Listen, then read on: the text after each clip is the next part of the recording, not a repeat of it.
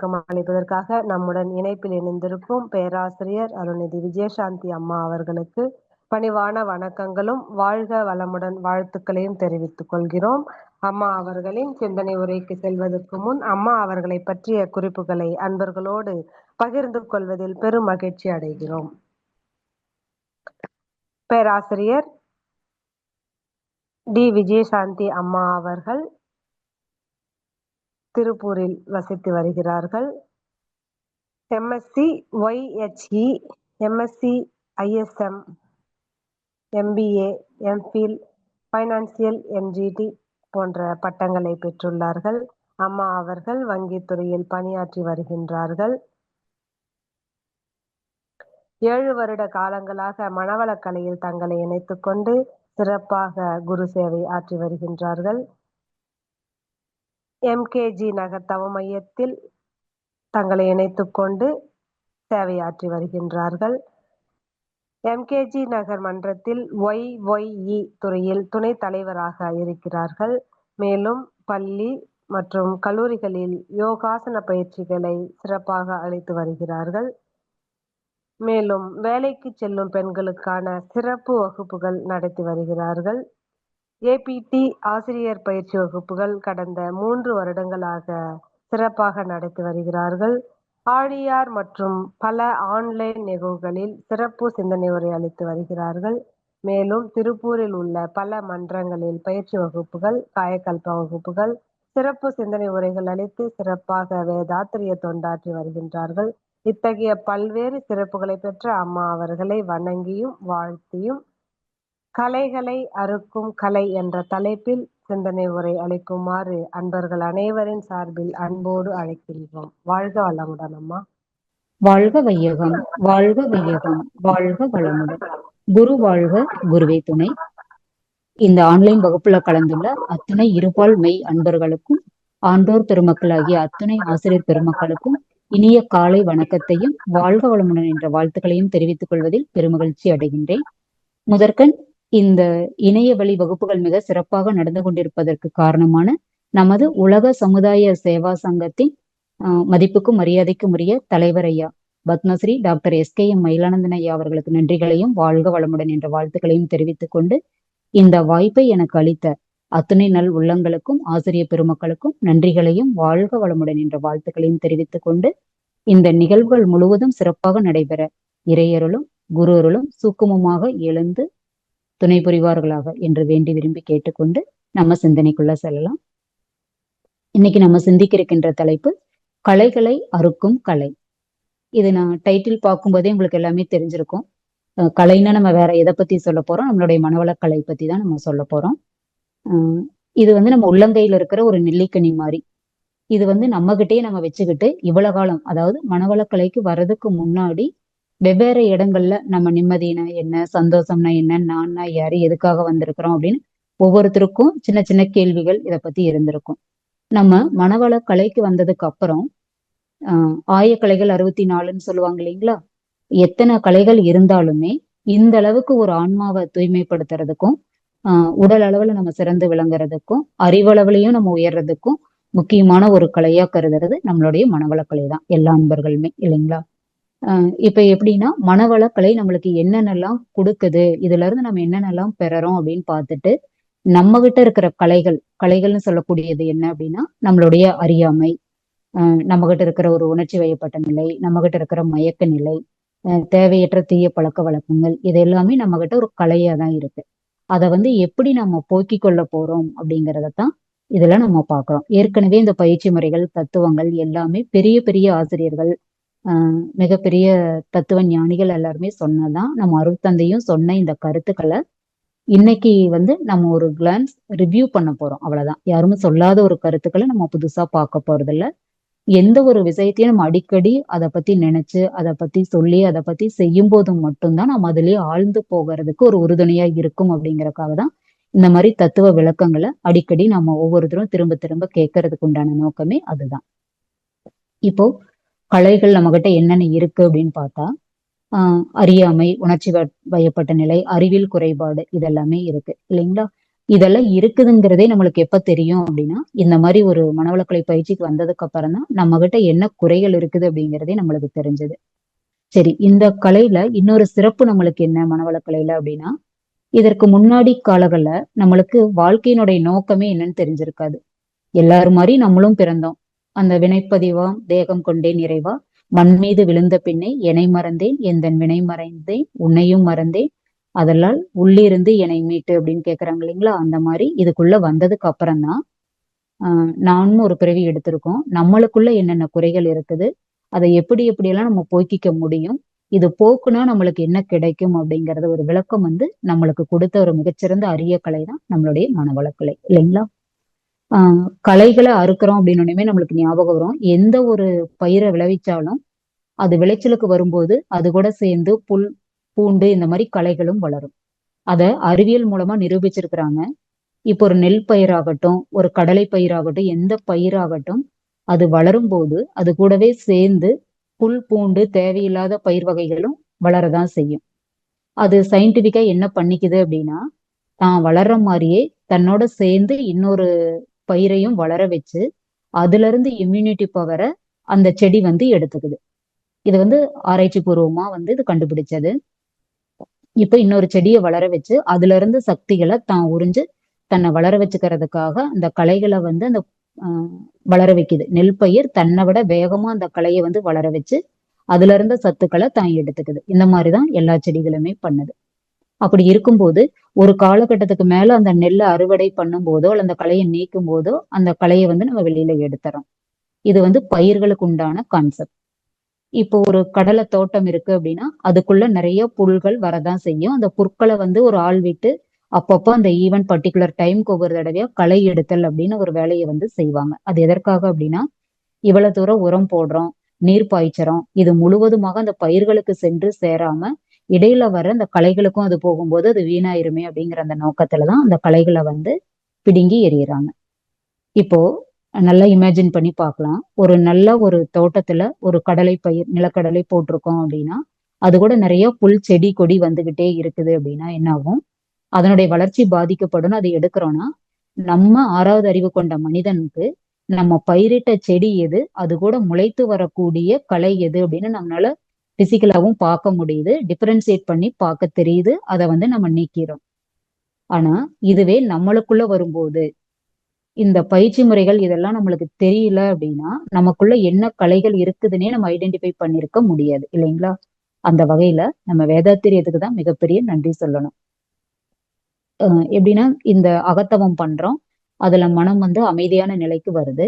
அதற்கப்புறம் தற்சோதனை பண்ணி பார்க்கும்போது மட்டும்தான் நமக்குள்ள என்ன பிளஸ் ஆர் மைனஸ் இருக்குது அப்படிங்கிறதே நம்மளுக்கு தெரியுது. இதுவே அடுத்தவங்க கிட்ட ஒரு குறை கண்டுபிடிக்கிறோம் அப்படின்னா நம்ம ஈஸியா அடுத்தவங்களுடைய குறை நம்மளுக்கு பளிச்சுன்னு தெரிஞ்சிடும். ஆனா ஒரு ஹிண்ட் அதுல போன்ல பார்த்ததான் நம்மளுடைய குறை மட்டும் நம்மளுக்கு மங்களா கூட தெரியறதே இல்லை. அடுத்தவங்களோட குறையை பார்க்கும்போது லென்ஸ் வச்சு பாக்குற மாதிரி மனித மனம் அடுத்தவங்களோட குறைகளை நிறைய ஆராய்ச்சி பண்ணுது. அது எப்படின்னா இந்த பழக்கப்பதிவுகள் காரணமாக தான் இந்த அடுத்தவர்கள் குறைகளை கண்டுபிடிக்கிறது, இந்த மாதிரி விஷயங்கள்லாம். இப்ப நம்ம முழுவதுமா நம்ம மனதை வேதாத்திரிய கருத்துக்களோட இணைச்சு எப்போதும் இறை சிந்தனையோட ஒரு மனிதனால இருக்க முடியுமா அப்படின்னா, நம்ம ஒரு வேலை பார்க்கிறோம், குடும்பத்துல சில கடமைகளை செய்யறோம், குழந்தைகளோட நேரம் செலவிடுறோம், வேதாத்திரிய கருத்துக்களை எடுத்து சொல்றோம், நிறைய வெளியிடங்களுக்கு பயணம் பண்றோம் அப்படின்னா நம்ம ஒவ்வொரு செயலையுமே இறைநிலையோட இணைச்சு நம்ம செய்ய முடியும். அதுதான் அறநெறி வாழ்வு. இது எல்லாமே நம்மளுக்கு தெரிஞ்சிருக்கும். இப்போ வாழ்வின் நோக்கத்தை பத்தி பேசும்போது நம்ம 6வது அறிவில முழுமை பெறதுக்காக தான் நம்ம இந்த மண் மீதே பிறவி எடுத்தோம். 6வது அறிவுல முழுமை கிடைச்சது அப்படின்னா இறை உணர்வு தானாகவே வரும். அந்த இறை உணர்வு கிடைச்சது அப்படின்னா அதுக்கப்புறம் வாழ்க்கை முழுமையாக நிறைவு பெற்று முழுமை பெறுங்கிற அடுத்த கட்டத்துக்கு போறோம் அப்படிங்கிறது வரைக்கும் நம்மளுக்கு கொடுத்த இந்த மிகப்பெரிய கலை வேதாத்திரியம் தான்.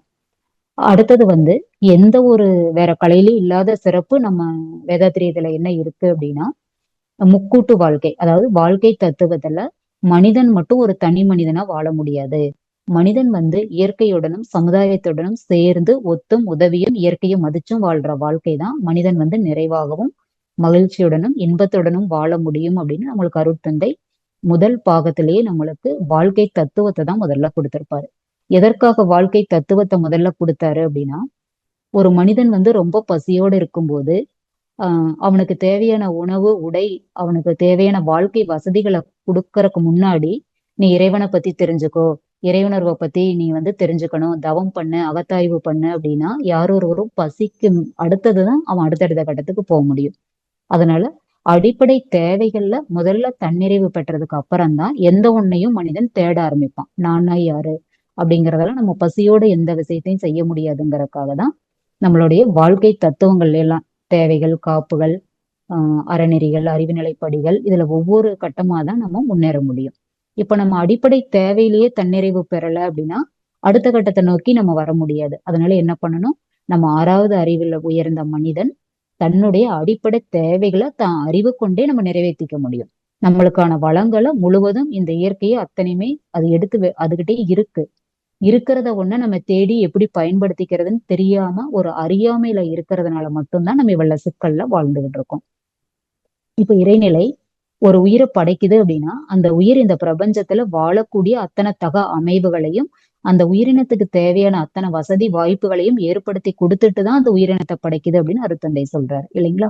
அப்ப நம்மளுக்கு தேவையான பொருளாதார வளங்கள்ல இருந்து தேவையான உடல் வசதிகள், வளங்கள், வாழ்றதுக்கு அத்தனை தேவைகள், அமைவுகள் எல்லாத்தையுமே இறைநிலை முன்கூட்டியே நம்மளுக்கு கொடுத்திருக்குது. அதை நம்ம அறிவின் பயன் கொண்டு எப்படி துய்த்து வாழ்கிறோம் அப்படிங்கறதெல்லாம் இவ்வளவு வேறுபாடு இருக்குது மனிதருக்குள்ள மனிதன். இந்த 16 காரணங்கள் சொல்றோம் இல்லைங்களா, கல்வி, நாடு, அவங்களோட உருவமைப்பு, கருவமைப்பு, எத்தனையோ காரணங்களால ஒவ்வொரு மனிதனுக்கும் இன்னொரு மனிதனுக்கும் இந்த வேறுபாடு வர்றதுக்கு காரணம் என்ன அப்படின்னா நம்ம வாழ்ற சூழ்நிலைகள் தான் நம்மள அந்த வேறுபாடுகளோட மாத்தி வைக்குது. ஓகே, இப்போ இன்னும் நம்மளுக்கு என்னென்ன மனவளக்கலை கொடுக்குது அப்படின்னு பார்த்தோம்னா மிகப்பெரிய மனவளக்கலையினுடைய பேசிக்கே 4 அங்கங்கள்னு சொல்லக்கூடிய அகத்தவம், அகத்தாய்வு, குணநல பேரு, முழுமை பேருங்கிற இந்த 4லயுமே நம்மளுடைய அத்தனை சாராம்சங்களும் அடங்கிறது. எப்படி ஒரு அருமையா நம்மளுக்கு திட்டமிட்டு வடிவமைத்து கொடுத்திருக்கிறார் பாருங்க.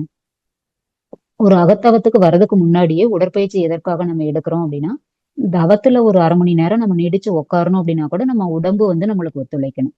உடல் நம்ம ஆரோக்கியத்தோட இருக்கிறோம் அப்படின்னா மட்டும்தான் அடுத்தடுத்த நம்ம தவத்தையோ நம்ம கிடைக்கக்கூடிய இன்பங்களையோ நம்ம துய்த்து மன நிறைவா வாழ்றதுக்கு உடலை நல்லா வச்சுக்கிறதுக்கான உடற்பயிற்சி, மனதிற்கான தவப்பயிற்சி, உடல் வளத்தை நல்லா மேம்படுத்திக்கிறதுக்கான காயக்கல்ப பயிற்சிகள், இத்தனை பயிற்சி முறைகளையும் கொடுத்து அதற்கூட தத்துவங்கள் இவ்வளவும் எதற்காக கொடுத்திருக்காங்க அப்படின்னா மனிதனை துன்பத்துல இருந்து மீட்டெடுத்து வாழ்க்கையை இன்பமான வழியில வாழ்ந்து தானும் நிறைவு பெற்று தன்னுடைய ஒட்டுமொத்த சமுதாயத்தையும் ஒரு நிறைவான நிலைக்கு கொண்டு மனித குலத்துக்கு ஏதாவது ஒரு நற்பண்புகளை செய்துட்டு நிறைவான வாழ்க்கை வாழ்ந்துட்டு போகணும், முடிவா இறை உணர்வு பெற்று இறைவனுடைய ஐக்கியமாகணுங்கிற ஒரு ஒட்டுமொத்த நோக்கத்தோட தான் இத்தனை பயிற்சி முறைகளையும் தவ தத்துவங்களையும் இன்னும் பிற தத்துவ விளக்கங்களையும் நமக்காக கொடுத்திருக்காங்க.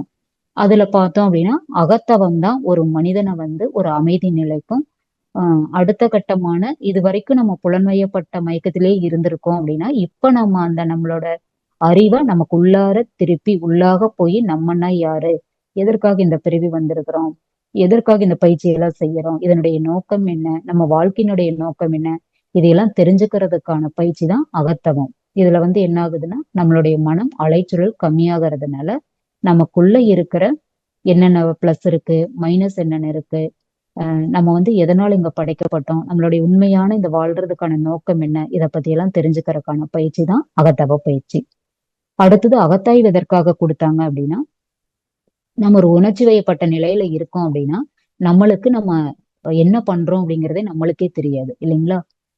ஆத்திரக்காரனுக்கு புத்தி மட்டுன்னு சொல்ற மாதிரி ஒரு ஆத்திரம், அவசரம், ஒரு இக்கட்டான சூழல்ல இருக்கும்போது நம்மளோட அறிவே நம்மளுக்கு கரெக்டான பாதையை காட்டாது. அப்படி இருக்கும்போது நம்மளுடைய மனதின் அலைச்சூழலை கம்மியான வேகத்துக்கு கொண்டு ரொம்ப நிதானமான நிலையில ஒரு 10 வருஷத்துக்கு முன்னாடி நடந்த ஒரு நிகழ்வை கூட நம்ம அமைதியான நிலையில இப்போ ஆராய்ச்சி பண்ணி பார்த்தோம் அப்படின்னா அந்த இடத்துல நான் இப்படி பேசியிருக்க வேண்டாம், அந்த சூழல்ல நான் அந்த ஒரு கடுமையான சொல்ல சொன்னதுக்கு பதிலா ஒரு இனிமையான வார்த்தையை பயன்படுத்தியிருக்கலாம், அந்த இடத்துல இன்னும் நான் சிறப்பா இப்படி நடந்திருக்கலாம் அப்படின்னு இப்ப நம்ம ஆராய்ச்சி பண்ணி பாத்துக்கிறோம் இல்லைங்களா. அந்த மாதிரி அமைதியான இடத்துல மட்டும்தான் நம்ம என்ன தவறு செஞ்சோம், நம்ம கிட்ட என்ன குற்றங்கள் இருக்கு, குறை இருக்குது நம்ம தெரிஞ்சக்கூடிய இடமே அமைதியான மனநிலை தான். அதுக்கு வந்ததுக்கு அப்புறம் நம்ம கிட்ட இருக்கிற குறைகளை என்னென்னு நாம தெரிஞ்சுக்க ஆரம்பிக்கிறோம். தெரிஞ்சுக்க ஆரம்பிச்சதுக்கு அப்புறம் அதை போக்கிக்கிறதுக்கு ஏதாவது வழி இருக்கா அப்படின்னு பாக்குறோம். இப்போ எல்லா பற்றையும் போக்கிக்க முடியுமானா கொஞ்சம் கொஞ்சமா தான் பண்ண முடியும், ஒரே நாள் எடுத்தோடனே நம்ம பண்ண முடியாது. போக்கிக்கிறதுக்கான வழிமுறைகளை முதல்ல லிஸ்ட் அவுட் பண்றோம். லிஸ்ட் அவுட் பண்ணதுக்கு அப்புறம் அந்த வழிமுறைகளை எப்படி நம்ம செயல்முறைக்கு கொண்டு வரதுன்னு பாக்குறோம். செயல்முறைக்கு கொண்டு வந்ததுக்கு அப்புறம் அந்த வகுத்த வழியில திடமா நின்னு அதுல ஜெயிச்சு வெற்றி பெற பயிற்சி தான் அகத்தாய்வு பயிற்சி. இப்ப நம்ம அந்த வழிமுறைகளை கண்டுபிடிக்கிறது வரைக்கும் கூட ஓரளவுக்கு நம்ம சைன் பண்ணிடுவோம். ஆனா அதுல நிலைச்சு நிக்கக்கூடிய தன்மை எப்படி வரும்னா தவம் பண்ணதான் அதுல திடமான அந்த கூர்மையான அறிவு நம்மளுக்கு வர வரதான் நம்ம எடுத்திருக்கக்கூடிய சொல்யூஷன்ல நம்ம அப்படியே திடமா நிற்போம். இப்ப 2 நாள் அதுக்கான வழிமுறைகளை பின்பற்றிட்டு இப்ப ஒருத்தருக்கு உடல்ல ஒரு ஒபேசிட்டி ப்ராப்ளம் இருக்கு. அதுக்கு நான் உடற்பயிற்சி நான் தினந்தோறும் பண்ணணும். இந்த எக்ஸ்ட்ரா சதைகள்லாம் நான் குறைக்கணும், என் உடம்புல இருக்கிற பிரச்சனைகளா போகணும்னு நினைச்சு உடற்பயிற்சியை கரெக்டா பண்ணிட்டு வராங்க. கொஞ்சம் சரியாக இருக்க முன்னாடியே ஒரு அவசரப்பட்டு திரும்ப உணவு முறைகள்ல மாற்றம், பயிற்சி கரெக்டா பண்ணாம இது பண்ணும்போது என்ன ஆகும் அப்படின்னா நம்ம எந்த காரணத்துக்காக பண்ணணுமோ அதுல நம்ம முழுமை பெற முடியாது. அப்ப என்ன பண்ணணும், இந்த பிரச்சனைக்கு உடற்பயிற்சியும் நாம ஒரு தீர்வு பண்ணினதுக்கு அப்புறம் அந்த உடற்பயிற்சியை தினந்தோறும் செஞ்சு அதுல திடமா நம்ம மனசை வச்சு செய்யும் போது மட்டும்தான் அந்த பலன் நம்மளுக்கு கிடைக்கும். இது நான் ஒரு எக்ஸாம்பிள் தான். வாழ்க்கையில எந்த சிக்கலா இருந்தாலும் அதை அகத்தாய்வு பண்ணி அதை தீர்க்கறதுக்கான வழிமுறையை கண்டுபிடிச்சு அந்த வகுத்த வழியில நீடித்த நாள் வரைக்கும் ஒரு திடமா வாழ்றதுக்கான பயிற்சி முறை தான் அகத்தாய்வு பயிற்சி. இப்ப எடுத்துக்கிட்ட நம்ம டாபிக்குக்கும் இது எக்ஸாக்டா பொருந்தும். எப்படின்னா இந்த கலைகளை நீக்கக்கூடிய கலையே இந்த அகத்தாய்வு பயிற்சி தான். நம்ம கிட்ட இருக்கிற தேவையில்லாத தீய குணங்கள், ஒரு தீய எண்ணம் ஆகட்டும், 6 தீய குணங்கள் ஆகட்டும், இந்த 3 ஆணவம், கண்மை, மாயை இந்த குணங்கள் ஆகட்டும், பஞ்சமகா பாவங்கள், இது எதா இருந்தாலுமே நம்ம கிட்ட இருந்து போக்கிக்கக்கூடிய ஒரு முழுமையான பயிற்சி எது அப்படின்னா அகத்தாய்வு பயிற்சி தான். அடுத்தது பார்த்தோம்னா இந்த அகத்தவமும் அகத்தாய்வும் செய்யறதுனால நம்மளுக்கு என்னெல்லாம் கிடைக்கும் அப்படின்னா குணநல பேருங்கிற ஒரு மிகப்பெரிய கிஃப்ட் நம்மளுக்கு கிடைக்கும். இப்ப எதுவுமே நான் முயற்சியே பண்ண மாட்டேன், எதுவுமே பண்ண மாட்டேன், நான் ரிசல்ட் மட்டும் நல்லா வரணும்னு நம்ம எதிர்பார்க்கும் போதுதான் இந்த குணநல பேர்ல நம்மளுக்கு சிக்கல் வருது. இப்ப இந்த பயிற்சி முறைகளை மிக சிறப்பா நம்ம பண்ணிக்கிட்டு இருக்கும்போது என்ன ஆகும் அப்படின்னா ஒரு கேரக்டரிஸ்டிக்ஸ், அவங்களுடைய பர்சனாலிட்டி, ஆட்டிடியூட் இதுல எல்லாம் மிகச்சிறப்பான பாசிட்டிவான விஷயங்களை நம்ம ஃபீல் பண்ண முடியும். இப்போ ஒரு இடத்துல நம்ம வேலை பார்க்குறோம், நம்மளுடைய குணநல பேருங்கிறது அங்க எப்படி இருக்கும் அப்படின்னா ஒரு 10 இயர்ஸ் அங்க இருக்கும் அப்படின்னா இவங்க இந்த சூழல்ல இவங்க இப்படித்தான் இருப்பாங்க, இவங்க இந்த நேர்மையான வழியில தான் இந்த வேலையை செய்வாங்க, இவங்க அன்வான்டான எந்த விஷயத்திலையும் தலையிட மாட்டாங்க, அவங்க உண்டு அவங்க வேலை உண்டுன்னு இருப்பாங்க, அவங்க எடுத்துக்கிற ஒரு வேலை விஷயத்திலையும் சமுதாய நோக்கம் ஒரு லாங் டிஸ்டன்ஸான ஒரு லாங் கோல் ஒண்ணு இருக்கும், அவங்க செஞ்சாங்கன்னா அதுல எதுலையுமே ஒரு நல்ல நோக்கம் இருக்கும் அப்படின்னு ஒருத்தரை பத்தி அந்த மேனேஜ்மெண்ட் ஒரு ஜட்ஜ் பண்ணி வைக்கிறாங்க அப்படின்னா அந்த வைக்கிறதுக்கு உண்டான கான்செப்ட் ஈவன் ஒரு நாள்லயோ ஒரு வாரத்திலயோ வராது. அவங்கள பத்தி நிறைய வேலையில அவங்க எப்படி நடந்துக்கிறாங்க, அவங்களோட பர்சனல் ஆட்டிடியூட் எப்படி இருக்கு, அவங்களோட ஸ்கில் எப்படி இருக்கு, அவங்களோட ஆட்டிடியூட் எப்படி இருக்கு, இது அத்தனையும் ஜட்ஜ் பண்ணி தான் அவங்களுக்கு அந்த குணாதிசயம்னு சொல்லக்கூடிய குணநல பேருங்கிறத ஒண்ணு கொடுக்குறாங்க. இது இன்னொரு அடுத்த கட்டத்துக்கு நம்ம போய் நல்லா சிந்திச்சு பார்த்தோம் அப்படின்னா இந்த குணநல பேருங்கிறது அடுத்தவங்க கொடுக்கறது நம்மளுக்கு எப்படி அப்படின்னா நம்ம ஒரு டிகிரி வாங்குற மாதிரி தான். இப்போ டிகிரினா நம்மளுக்கு ஒரு சர்டிபிகேட் கையில வாங்குறோம் இல்லையா, அது ஜஸ்ட் பீஸ் ஆஃப் பேப்பர், அவ்வளவுதான். அந்த டிகிரி சர்டிபிகேட்டை வச்சு நம்ம என்ன பண்ண போறோம் அப்படின்னா உண்மையா நம்மளுடைய செயல்பாடு சமுதாயத்துல எப்படி இருக்கு, நம்மளுடைய எண்ணம் சொல் செயலால நம்ம எந்த அளவுக்கு இந்த சமுதாயத்துல மிக சிறந்து விளங்குறோம், நல்ல ஒரு பிரஜையா எடுத்துக்காட்டா வாழறோம், செயல்முறையில எப்படி நடந்துக்கிறோங்கிறதுதான் நம்ம படிச்ச கல்விக்கான முழு பயணம் இருக்கு. நம்ம பேப்பர்ஸ் வழியா நிறைய படிச்சு வச்சுக்கிட்டு நம்ம எண்ணம் சொல் செயலால வேற வகையில நம்ம போய்கிட்டு இருந்தோம் அப்படின்னா எவ்வளவு கல்வி கற்றோம் அது எந்த பிரயோஜனமும் இல்லை. நம்ம கற்ற கல்வி நம்மளை முதல்ல ஒழுங்குபடுத்தணும், நம்மளுக்கும் பயனுள்ளதா இருக்கணும், நம்ம குடும்பத்துக்கும் பயனுள்ளதா இருக்கணும், இந்த சமுதாயத்துக்கும் நம்ம கற்ற கல்வியினால ஒரு பயன் இருக்கு அப்படின்னா மட்டும்தான் ஒரு மனிதன் அந்த கல்வியை கட்டுறதுல ஒரு பிரயோஜனம் இருக்கு இல்லைங்களா. அந்த வகையில இந்த மாதிரி குணாதிசயங்கள் குணநல பேருங்கிறது அடுத்தவங்க நமக்கு கொடுக்கிற ஒரு எப்படி சொல்றது பட்டமா இல்லாம நம்ம மனசாட்சிக்கும் இறைவனுக்கும் குருவுக்கும் பொதுவா நம்ம மனசார ஒரு காரியத்தை சமூகத்துக்காக எப்படி செய்யறோங்கிறத நம்மளே ஆராய்ச்சி பண்ணி பார்த்துக்கிட்டோம் அப்படின்னா நமக்கு நம்ம பர்சனலா எவ்வளவு மார்க் போடுவோம் நம்மளோட குணத்துக்கு அப்படிங்கிறது அகத்தாய்வுலதான் நம்மளுக்கு தெரியும். அடுத்ததா பார்த்தோம்னா முழுமை பேரு. எந்த ஒரு மனிதனும் இப்ப முழுமை பேரு, நீங்க மன்றத்துக்கு வர புது அன்பர் ஒருத்தரை கூப்பிட்டு நீங்க முக்தி அடையலாங்க, இதுல வந்தீங்கன்னா முழுமை பேரு கிடைக்கும், முக்தி கிடைக்கும் அப்படின்னா எடுத்தோடனே பயந்துக்குவாங்க. நிறைய பேர் முழுமை பேரு முக்தினா என்ன நினைக்கிறாங்க அப்படின்னா, தன்னுடைய வாழும் காலத்தினுடைய கடைசி காலத்துல நம்ம அந்த இறக்க போற தருவாயில தான் நம்மளுக்கு அந்த முக்தியும் முழுமை பேரும் கிடைக்கும் அப்படின்னு நினைக்கிறாங்க. இன்னும் ஒரு சாரர் என்ன நினைக்கிறாங்கன்னா, வாழ்ந்து முடிச்சதுக்கு அப்புறம் நம்மளுக்கு கிடைக்கிற அந்த சொர்க்க லோகமோ வேற கடவுள்கிட்ட போறதைத்தான் முக்தி அப்படின்னு நினைக்கிறாங்க. இப்ப முழுமை பெறு அப்படின்னா என்னன்னா, நம்ம வாழும் காலத்திலேயே நம்ம வாழ்க்கைய முறைப்படியும் அறநெறிப்படியும் வாழ்ந்து தானும் இன்பமாக வாழ்ந்து மற்ற அன்பர்களுக்கும் அனைத்து உயிர்களுக்கும் நம்மளால முடிஞ்ச உதவிகளை அவங்களோட ஒத்தும் உதவியும் வாழ்ந்து முடிந்த அளவுக்கு பிற உயிரினங்களுக்கும் மனிதர்களுக்கும் உதவிகளை செய்து வாழும் காலத்திலேயே நிறைவோட வாழ்றதுதான் முழுமை பேறு. இது எத்தனை பேர்த்துக்கு இது கிடைக்கும் அப்படின்னா, கண்டிப்பா நம்ம மனவளக்கலை அன்பர்கள் அத்தனை பேருக்கும் இது கிடைக்கிறதுக்கு 100% வாய்ப்பு இருக்கு. இதுல எந்த மாற்றமும் இல்லை. இந்த கலையை கத்துக்கிட்ட நம்ம என்ன பண்ணணும் அப்படின்னா, இப்ப எந்த ஒரு விஷயமும் நான் மட்டும் கிடைச்சு நம்ம மட்டும் சந்தோஷமா இருந்தா அப்புறம் இந்த சமுதாயத்துல இருந்து நம்ம எவ்வளவு கடமைகளை வாங்கியிருக்கு, எவ்வளவு விஷயங்களை பெற்றிருக்கோம். அதுக்கு நம்ம திருப்பி செலுத்தக்கூடிய கடன் நம்மளுக்கு ஒண்ணு இருக்குது இல்லைங்களா? இன்றளவும் நான் வாழ்கின்ற எனக்கு உணவு முதல் உடை சமுதாயம் அத்தனையும் கொடுக்கக்கூடிய சமுதாயம் தனக்கு என்னால் சக்திக்கு தகுந்தபடி திருப்பி செலுத்துகின்றேன் என்ற நிஷ்காமிய கர்ம பேரறமே புண்ணியமாம் அப்படின்னு அருத்தந்தை சொல்றாங்க இல்லைங்களா? அந்த நிஷ்காமிய கர்மம்னு சொல்லக்கூடிய எதையும் எதிர்பார்க்காம செய்யக்கூடிய உதவிகளை நம்ம திரும்ப செஞ்சு செஞ்சு மனசுல ஒரு மனநிறைவு பெற்றோம் அப்படின்னாதான் நிறைவான வாழ்க்கையை நம்ம வாழ முடியும். நம்ம இந்த கொண்டு வந்த பிறவியும் தொண்டு செய்து நம்ம இந்த பிறவியிலே நம்மளோட பாவ பதிவுகளை போக்கி நிறைவான வாழ்க்கைய வாழ்ந்து நம்ம அடுத்த சந்ததியினருக்கும் நிறைய புண்ணிய பதிவுகளையும் நல்ல வாழ்க்கை முறைகளையும் நம்ம கொடுத்துட்டு போக முடியும். ஓகே, இந்த அளவுல மனிதனுடைய அந்த பேசிக் நோக்கம் என்ன அப்படின்னா, இன்பம் துன்பம் அமைதி பேரின்பம் இந்த 4 நிலைகளை கடந்துதான் மனிதன் வாழ முடியும். இப்போ இன்பம் மட்டுமே ஒரு மனிதனுடைய வாழ்க்கையில இருக்குமா அப்படின்னா இருக்கிறதுக்கு வாய்ப்பு இல்லை. நம்ம பார்த்தோம் இல்லையா, எந்த ஒரு பயிர் வளர்ந்தாலும் அது கூட களையும் வளரதான் செய்யுது. அந்த மாதிரி நம்ம இன்பத்தை கூட அப்பப்ப சின்ன துன்பங்கள் வரத்தான் செய்யும்.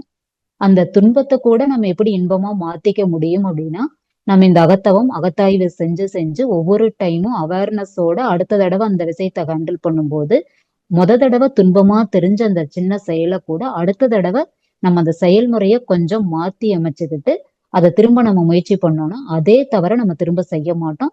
அதே துன்பம் நம்மளுக்கு மீண்டும் வராது. துன்பமே இல்லாம நம்ம இன்பமா வாழ முடியுமா அப்படின்னா முடியும். கொஞ்சம் முயற்சி பண்ணி பண்ணி நம்மளோட களங்கங்களையும் இந்த தீயவினை பதிவுகளையும் போக்க போக்க என்ன ஆகும் அப்படின்னா படிப்படியா நம்மளுடைய துன்பங்கள் குறைஞ்சுகிட்டு வரதை நம்ம வாழ்க்கையிலேயே நம்ம கண்கூடா பார்க்க முடியும்.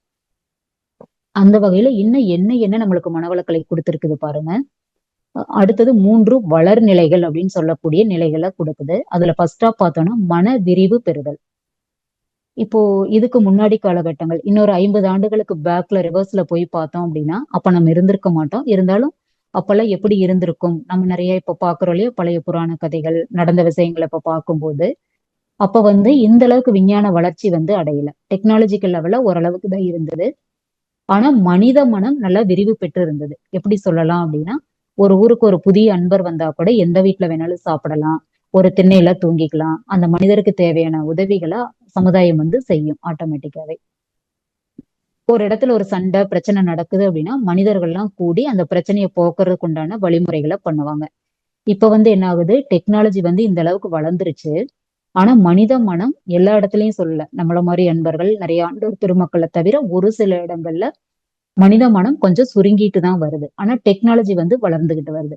இதுக்கு ஒரு உதாரணம் என்ன சொல்லலாம் அப்படின்னா, நிறைய இடங்கள்ல ஒரு உயிர் துன்பப்பட்டுட்டு இருக்கும் போது மனிதன் அப்படின்னா மனித உயிரினத்தோட வந்துரும், உயிரினங்கள் அப்படின்னா அத்தனையுமே சேர்ந்து வர்றதுனால எந்த ஒரு உயிர் துன்பப்பட்டாலும் அதை உடனடியா ஓடி போய் காப்பாற்றக்கூடிய இடங்கள்ல எத்தனை பக்கம் அதை வீடியோ எடுக்கக்கூடிய காட்சிகளை நம்ம பாக்குறோம். அந்த வீடியோ எடுக்கிற ஒரு 5 நிமிஷத்துல அந்த உயிரை போய் காப்பாத்தி இருந்திருக்கலாம். அந்த அளவுல இப்ப டெக்னாலஜி ரொம்ப நல்லா வளர்ந்துகிட்டு வருது. மனித மனம்னு பார்த்தோம்னா கொஞ்சம் குறுகிய நிலையில தான் இருக்கு. அதை இன்னும் நம்ம பரந்த முறையில மனதை விரிச்சுக்கணும் அப்படின்னா நம்மளுக்கு இந்த பயிற்சி முறைகள் மிக மிக அவசியம். ஒரு மகான் கிட்ட போய் அவருடைய சீடர் கேட்கிறாரு, சுவாமிஜி ரொம்ப நாளா நான் இந்த பயிற்சி அவர் கொடுத்த அந்த விளக்கங்கள் இதெல்லாம் பண்ணிட்டு வர்றாரு. ஆனாலும் எனக்கு நிறைய இடங்கள்ல அந்த மனப்பக்குவம் வர மாட்டேங்குது, பாக்குறவங்க மேல எல்லாம் கோபம் வருது, என்னால என்கிட்ட இருக்கிற மனக்கவலைகளை என்னால போக்கிக்கவே முடியல, இதுக்கு நான் என்ன பண்ணணும்னு கேக்குறாரு. அப்ப அந்த சுவாமி சொல்றாங்க, ஒரு டம்ளர்ல 1/2 டம்ளர் தண்ணியில 3-4 ஸ்பூன் உப்ப போட்டு இத குடிங்கன்னு சொல்றாரு. அவர் வந்து அது வாயில வச்சு குடிக்கும்போது ரொம்ப துவர்ப்பா இருக்குது, கசப்பா இருக்குது.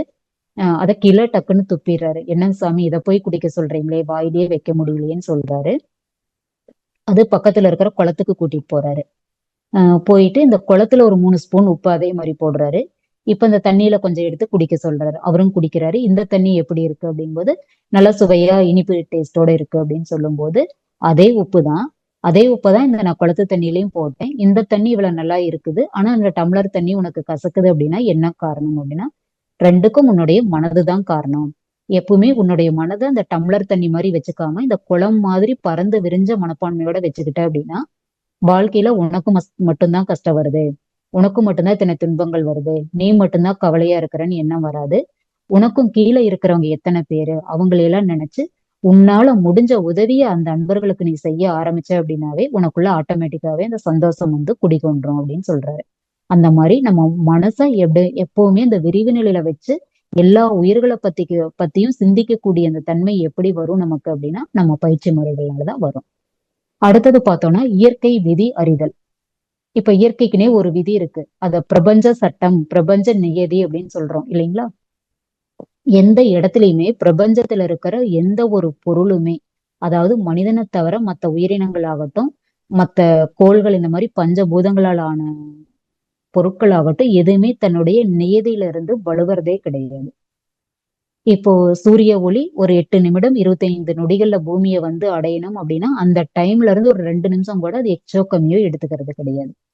அதே மாதிரிதான் நான் இப்ப சொல்ற மாதிரி ஒவ்வொரு கோள்களும் சூரியன்ல இருந்து இவ்வளவு டிஸ்டன்ஸ் இத்தனை வட்ட பாதைன்னா அதோடைய பாதையில இருந்தோ அதுக்கு கொடுக்கப்பட்ட வேலையில இருந்தோ அது மாறுறதே கிடையாது.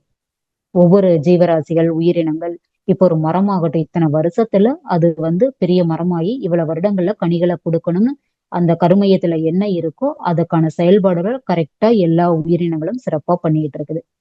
மனிதன் மட்டும்தான் பிறந்தப்போ இறைநிலையோட இணைப்பிலேயே இருக்கும். அந்த 3 வயதுக்கு அப்புறம் நம்ம கூட களங்கங்கள் மத்த தீய பதிவுகள்லாம் பழக்க பதிவுகள் எல்லாம் கூட கூட என்ன ஆகுது அப்படின்னா நம்ம மட்டும்தான் அந்த இறைநிலையில இருந்து விலவி வேற வழியில போறதுக்கான பாதையில போக ஆரம்பிச்சிடறோம் நம்மளையும் அறியாம. அதற்கு என்ன காரணம் அப்படின்னா அறிவுல குறைபாடு, நம்ம கிட்ட இருக்கிற உணர்ச்சி வயப்பட்ட நிலை, அறியாமை, இந்த புலன் இன்பத்திலே ஈடுபட்டு உலக மயக்கம் மாயைக்குள்ள சிக்கி நம்ம அதன் வழியே போக ஆரம்பிச்சதுனாலதான் நம்மளுக்கு இயற்கை விதியை பத்தி அறிஞ்சுக்க முடியாத ஒரு சூழல் இருந்துட்டு இருந்தது. இப்ப இருக்கானா இப்ப இல்ல. ஓரளவுக்கு நம்ம அதுல இருந்து மீண்டு அடுத்தடுத்த கட்டங்களுக்கு நம்ம போக ஆரம்பிச்சிருக்கிறோம் இல்லைங்களா? இந்த பிரபஞ்ச நியதியை நம்ம கரெக்டா புரிஞ்சுக்கிட்டோம் அப்படின்னாதான் பிரபஞ்சத்துல ஒவ்வொரு உயிரினமும் எப்படி தோன்றுச்சு, நம்மள மாதிரிதான் அது ஒரு ஜீவராசி, நம்மளுக்கு வாழ்றதுக்கு இந்த உலகத்துல எவ்வளவு சுதந்திரம் இருக்கோ அதே மாதிரிதான் அனைத்து உயிர்களுக்கும் இருக்கு. எந்த ஒரு உயிரினத்தையும் நம்ம துன்பப்படுத்த கூடாதுங்கிற அந்த கான்சியஸ்னஸ் எப்ப வரும் அப்படின்னா இயற்கை விதியை அறியும் போதுதான் நம்மளுக்கு வரும். இதை வந்து அண்டர்ஸ்டாண்டிங் த லா ஆஃப் நேச்சர்னு சொல்றோம். இதை அறிஞ்சுக்கிட்டோம் அப்படின்னா நம்ம யாரு மேலையும் இப்ப நமக்குள்ள ஒரு கருமையம் இருக்கிற மாதிரிதான் அவங்களுக்குள்ளேயே இருக்கு. அவங்களுடைய தன்மை அந்த மாதிரி அப்படின்னு நம்ம தெரிய ஆரம்பிச்சுக்கிட்டோம் அப்படின்னா அன்வான்டா யாரு மேலேயும் நம்ம சங்கடமோ கோபமோ சலிப்போ நம்மளுக்கு வராது. அடுத்தது பார்த்தோம் அப்படின்னா எண்ணம் சொல் செயல்ல எப்பவுமே ஒரு விழிப்பு நிலை அவேர்னஸோட இருக்கணும். இப்படி எல்லாம் இருந்துகிட்டோம் அப்படின்னா நம்ம கிட்ட இருக்கிற பதிவுகளை நம்ம போக்குறதுக்கே நம்ம போராடி கொஞ்சம் கொஞ்சமா போக்கிட்டு இருக்கிறோம். இப்ப நம்ம சொல்ற இந்த வழிமுறைகளை எல்லாம் பின்பற்றோம் அப்படின்னா புதுசா எந்த பதிவுகளையும் தூக்கி நம்ம கருமையத்துக்குள்ள போட்டுக்க மாட்டோம் இல்லைங்களா? அந்த வகையில பார்க்கும்போது எண்ணம் சொல் செயலால எப்பவுமே நம்ம ஒரு அவேர்னஸோட இருக்கணும். அதுக்கு உதாரணம் பார்க்கலாம் அப்படின்னா இப்ப எண்ணத்துல வந்து ஒரு உயரிய நோக்கம் எடுக்கிறோம். இப்ப வந்து இன்னைக்கு நம்ம ஒரு வகுப்புக்கு போறோம் நேரடியா. அந்த வகுப்பு வந்து ஒரு 20 கிலோமீட்டர் நம்ம வந்து ஒரு அவுட்டருக்கு போகணும் நம்ம டவுன்ல இருந்து. எண்ணம் வந்து உயரிய நோக்கம் தான். சொல் வந்து என்ன அப்படின்னா நம்ம அவங்களுக்கு கமிட்மெண்ட்டும் கொடுத்துறோம். கண்டிப்பாங்க நான் 4 மணில இருந்து 5 மணி வரைக்கும் உங்க இடத்துக்கு வந்து நான் அந்த வகுப்பை நடத்தி கொடுக்குறேன்னு சொல்லாலையும் ஒரு நம்ம அவங்களுக்கு உத்தரவாதம் கொடுக்குறோம். நம்மளுடைய செயல் இருக்கு இல்லையா, அதுக்கு தானே முக்கியம். நம்ம எண்ணம் சொல்லால நல்லதையே நினைச்சோம், நல்லதையே சொல்லிட்டோம். அந்த செயலையும் நல்ல முறையில நம்ம சொன்ன நேரத்துல குறித்த நேரத்துல ஆரம்பிச்சு குறித்த நேரத்துல முடிச்சு கொடுக்கணும், பர்ஃபெக்டா கொடுக்கணும் அப்படிங்கும்போது அதுல நம்மளுக்கு கண்டிப்பா ஒரு அவேர்னஸ் வேணும் இல்லைங்களா? விழிப்பு நிலை. அந்த அவேர்னஸ் எப்படி இருக்கணும்? இந்த இடத்துல இருந்து 20 கிலோமீட்டர் போறேன் அப்படின்னா அந்த வழி டிராபிக் எப்படி இருக்கும், அதற்கு வேற மாற்றுப்பாதை ஏதாவது இருக்குதா, எவ்வளவு நேரத்துல நம்ம வீட்ல இருந்து கிளம்பணும்னா எவ்வளவு நேரத்துல அந்த மன்றத்துல சொன்ன டைம்க்கு 10 நிமிஷம் முன்னாடி நம்ம போய் அங்க ரீச் ஆக முடியும். ஒரு பதட்டம் இல்லாம படபடப்பு இல்லாம அந்த தவத்தை ஆரம்பிச்சு அந்த நிகழ்வை எப்படி நம்ம ஈஸியா முடிச்சு கொடுக்க முடியும் நம்ம கால்குலேஷன் வந்து மனசுல இருக்கணும். அதுக்கு மிகவும் முக்கியமானது ஒரு அவேர்னஸ் தான். இப்ப நான் நேத்து ஒரு கிளாஸ்க்கு போறேன் அப்படின்னா நம்ம இருக்கிற ஏரியாவுல ஒரு ரயில்வே ட்ராக் இருக்கு. அந்த ரூட்ல போனோம் அப்படின்னா அந்த சாயந்தர நேரங்கள்ல கண்டிப்பா அந்த ட்ராக் வந்து க்ளோஸ் பண்ணியிருப்பாங்க. அப்ப என்னோட மைண்ட் என்ன பண்ணணும், அந்த அவேர்னஸ்ன்னு சொல்லக்கூடிய அந்த அறிவு நம்மள என்ன பண்ணும்னா, இந்த நேரத்துல இந்தந்த டைம் நம்ம இந்த ஏரியாவிலேயே வாழும்போது எந்தெந்த நேரங்கள்ல அந்த இடத்துல டிராபிக் இருக்குன்னு நம்மளுக்கு ஓரளவுக்கு தெரிஞ்சிருக்கும். அந்த நேரத்துல நம்ம போகும்போது அதுக்குன்னு இன்னொரு மாற்றுப்பாதையில இந்த பாதையை நம்ம தேர்ந்தெடுத்தோம்னா இத்தனாவது மணி நேரத்துல நம்ம அந்த மன்றத்துல போய் ரீச் ஆவோம். நம்ம வகுப்பை வந்து நிறைவா செயலை வந்து முழுமையா பண்ணி கொடுக்க முடியும்னு ஒவ்வொரு எண்ணம் சொல் செயலால ஒரு அவேர்னஸ் கூட இருக்கிறோம் பாத்தீங்களா. இந்த மூணுலயுமே அவேர்னஸா இருந்துட்டோம் அப்படின்னா அந்த செயல் கண்டிப்பா வெற்றிக்கு வந்துடும். இதுல 1% கூட டவுட் இல்லை. இது அப்படியே ரிவர்ஸா யோசிச்சு பாருங்க. நம்ம கிளம்புறதே லேட்டு, எங்க போறோம் என்ன போறோம்னு தெரியாம ஒரு பதட்டத்துல வண்டி எடுத்து அடிச்சு புடிச்சு அந்த இடத்துக்கு போய் படபடப்பா 10 நிமிஷம் லேட்டா போய் உக்காந்தோம்னா நம்மளுடைய வகுப்பு அந்த இடத்துல எப்படி இருக்குங்கிறத அதையும் நம்ம கண்கூடா நிறைய பக்கம் பார்த்திருப்போம். அதனால நம்ம ஒவ்வொரு சின்ன விஷயங்கள்லயும் நம்மளுக்கு அவேர்னஸ் வந்து ரொம்ப ரொம்ப முக்கியம். இந்த அவேர்னஸோட இருந்துகிட்டோம் அப்படின்னா புதுசா எந்த தீய வினைகளையோ தீய பதிவுகளோ நம்மளை நெருங்காம நம்ம ஒரு காப்பாய் நடந்துக்க முடியும். அடுத்தது பார்த்தோம்னா 5 வல்லமைகள் அப்படின்னு அவர் தந்தை நம்மளுக்காக கொடுத்திருக்காங்க. இந்த வல்லமைகள் எல்லாம் நம்ம பெருக்கிக்கும் போது நம்ம கிட்ட எந்த ஒரு தீய பதிவுகளோ இனிமேல் புதுசா களங்கங்களையோ நாம ஏற்படுத்திக்க மாட்டோம். அதுல முதலாவதா பாக்குறது நுண்மான் நுழைப்புலன் அறிவுன்னு சொல்லக்கூடிய அந்த அறிவு பெர்சிபிகாசிட்டி அப்படின்னு சொல்றோம் இல்லைங்களா. அது வந்து நம்மளுக்கு எதை கொடுக்கும் அப்படின்னா ஒரு கிரிட்டிக்கலான சூழ்நிலையில கூட சமயோஜித புத்தின்னு சொல்லுவோம். இப்ப நிறைய பார்த்தோம்னா இந்த தீயணைப்பு துறையினர், இராணுவத்துல இருக்கிறவங்க, முக்கியமான அந்த உயிர்களை காப்பாற்றக்கூடிய இந்த ஹெலிகாப்டர் எல்லாம் போகும்போது பாராசூட் மூலமா பறந்து அந்த லாஸ்ட் மினிட்ல கூட உயிர் தப்புறாங்க இல்லைங்களா. அந்த மாதிரி லாஸ்ட் மினிட்ல நெக் ஆஃப் த மூமெண்ட்ல இருக்கிறவங்களுக்கு கூட இந்த அறிவு வேலை செஞ்சு சமயோஜிதமா அந்த அறிவை வந்து டெக்னிக் படி டியூன் பண்ணுச்சு அப்படின்னா அந்த கிரிட்டிக்கலான சூழ்நிலையில இருந்து கூட நம்ம வெளியில வந்துட முடியும். இதுக்கு ஒரு உதாரணம் சொல்லலாம் அப்படின்னா இந்த ஐஏஎஸ் மாதிரி மிக உயர்ந்த பதவிகளை வகிக்கிறவங்களுக்கு அந்த தேர்வுகள்லாம் நேர்முக தேர்வு வைப்பாங்க இல்லைங்களா. அந்த தேர்வுகள்லாம் ரொம்ப நுட்பமான கேள்விகள்லாம் கேட்பாங்க. இதுக்கு வந்து இந்த நுண்மான் நுழைப்புலன் அறிவெல்லாம் கொஞ்சம் தேவைப்படும். அப்போ சமயோஜித புக்தியும் நம்மளுக்கு தேவை. இது ரெண்டுமே மோரார்லெஸ் ஒரே கான்செப்டுக்குள்ளதான் வருது. அந்த இன்டர்வியூல வந்து கொஞ்சம் கிரிட்டிக்கலா கேட்பாங்க. ஆனா கொஞ்சம் யோசிச்சோம்னா அது ஈஸியா பதில் கொடுக்குற மாதிரி இருக்கும். அதுல ஒரு கொஸ்டின் வந்து கேக்குறாங்க. வர வந்து கண்டென்ட்டுக்கு அவங்க வர இன்டர்வியூ எடுக்கிறாங்க இல்லைங்களா, அந்த வர அன்பர்கள் கிட்ட கேக்குறாங்க ஒவ்வொருத்தரா. நீங்க வந்து இந்த ஒரு 7-8 மாடி இருக்கு அந்த கட்டடம், இதுல போய் மொட்டை மாடியில இருந்து நீங்க கீழே குதிக்கணும், அதுக்கு நீங்க ஓகேனா அடுத்த கட்ட இன்டர்வியூ வந்து உங்களுக்கு எடுப்போம்னு சொல்றாங்க. லைனா போறாங்க. அதுல 5-6 பேர். ஒருத்தர் என்ன சொல்றாரு, எனக்கு இந்த வேலையே வேண்டாங்கன்ட்டு போயிடுறாரு. அடுத்து வரவரு வேலை கிடைக்குது இல்ல அடுத்த வேலையை கூட தேடிக்கலாம், எனக்கு முதல்ல என்னோட உயிரும் என்னுடைய உடலும் அடிபடாம இருக்கணும் இல்லையா, அப்ப எனக்கு அதுதான் முக்கியம், அவரும் போயிடுறாரு. இந்த மாதிரி 4-5 பேர் இதுல இருந்து ஸ்கிப் ஆகி போயிடுறாங்க. அடுத்தது ஒரு நபர் வராரு. அவரை வந்து நீங்க மாடியில இருந்து குதிக்கிறதுக்கு தயாரான்னு கேக்குறாங்க. அவரு ஓ ஷியூர், ஐ எம் ஷியூர் அப்படின்ட்டு மாடிக்கு போயிடுறாரு. போகும்போது இவங்களும் கூட இன்டர்வியூ கண்டக்ட் பண்றவங்களும் கூட போயிடுறாங்க. போய் அவர் வந்து மாடியில ஏறி அந்த பக்கவாட்டு சுவத்துல ஏறி நிக்கிறாரு. அந்த இடத்துலதான் அந்த நுண்மான் நுழைப்புலன் அறிவு எப்படி வேலை செய்யுதுன்னு பாருங்க. அந்த பக்கம் திரும்பி வெளிப்பக்கம் குதிக்கிறதுக்கு பதிலா திரும்பி உள்பக்கமா, அதாவது 2-3 அடிதான் கீழே இருக்கும் இல்லைங்களா, அதுல வந்து குதிச்சிடுறாரு. நம்ம வந்து அப்படியே இறங்கக்கூடிய தூரம் தானே, அதுல குதிச்சோம்னா ஒன்னும் அவருக்கு பெருசா பிரச்சனை இல்லை. அப்ப வந்து எல்லாரும் சேர்ந்து கிளாப் பண்ணிட்டு, அவங்க சொன்னது வந்து மாடியில இருந்து குதிக்க சொல்லி மட்டும்தான், வெளியில குதிச்சு அவங்க அடிபட்டுக்க சொல்லல. மாடியில இருந்து உள்பக்கமா குதிக்கலாமே, அப்படி ஒரு ஐடியா இருக்கு. அது எப்படி வரும் அப்படின்னா நம்ம அந்த தவ பயிற்சிகள்லாம் முறையா பண்ணதான் நம்ம 6வது அறிவுல எந்த அளவுக்கு நம்ம முழுமை பெறறோமோ அப்பதான் இந்த நுண்மான் நுழைப்புலன் அறிவுன்னு சொல்லக்கூடிய அந்த சூழலுக்கேற்ப நம்மளுக்கு கிடைக்கக்கூடிய அந்த எப்படி சொல்றது சமயோஜித புத்தி வந்து நம்மளுக்கு அதிக அளவுல ஆக்டிவேட் ஆகும். இதையெல்லாம் நம்ம நல்லா தெரிஞ்சு வாழ்க்கையில பயன்படுத்த ஆரம்பிச்சுக்கிட்டோம் அப்படின்னா நிறைய பதிவுகளுக்குள்ள நம்ம சிக்கிக்க வேண்டியது அவசியம் இருக்காது. ஏன்னா வர்றதுக்கு முன்னாடியே நம்ம காத்துக்கிறோமே. அடுத்தது பார்த்தோம்னா அமைதல், அடாப்டபிலிட்டி. ஒரு இடத்துக்கு தகுந்த மாதிரி நம்ம சூழ்நிலைக்கு தகுந்த மாதிரி நம்மள அட்ஜஸ்ட் பண்ணி வாழ்ந்துக்கிறது அப்படின்னா நம்ம தன்மானத்தை விட்டுட்டு ரொம்ப வளைஞ்சு நெளிஞ்சு வாழ்றது இல்லை. அந்த சூழ்நிலையில என்ன இருக்கோ அதுக்கேத்த மாதிரி நம்மள அந்த இடத்துல அடாப்ட் பண்ணிக்கிறது. இப்போ நம்ம ஒரு இடத்துக்கு போறோம், ஒரு வகுப்புக்கே போறோம் அப்படின்னா அங்க என்ன மாதிரி நேச்சர் இருக்கு, அங்க என்ன மாதிரி அன்பர்கள் இருக்காங்க, அங்க இன்னும் ரொம்ப நம்ம இன்டீரியரா போகும்போது அவங்களுடைய ஸ்லாங் ஒரு மாதிரி இருக்கும், அவங்க பழகுற விதம் ஒரு மாதிரி இருக்கும். அங்க போய் நம்ம ரொம்ப நாங்க தான் இந்த அளவுக்கு ரொம்ப உயர்ந்த அளவுல ஸ்டாஃப் அங்க போய் இப்படி ரொம்ப பேசுறது அப்படி எல்லாம் இல்லாம அவங்க கலோக்கியில அவங்க லாங்குவேஜுக்குள்ள போய் இப்ப அவங்களுக்கு தகுந்த மாதிரி நம்மளும் மாறி அவங்களுக்கு தகுந்த மாதிரி புரியுற மாதிரி நம்ம சொல்லி கொடுத்தோம் அப்படின்னா அவங்க அதை ஈஸியா விளங்கிக்க முடியும். அந்த மாதிரி எந்த மாதிரி சூழலுக்கு போறோம்.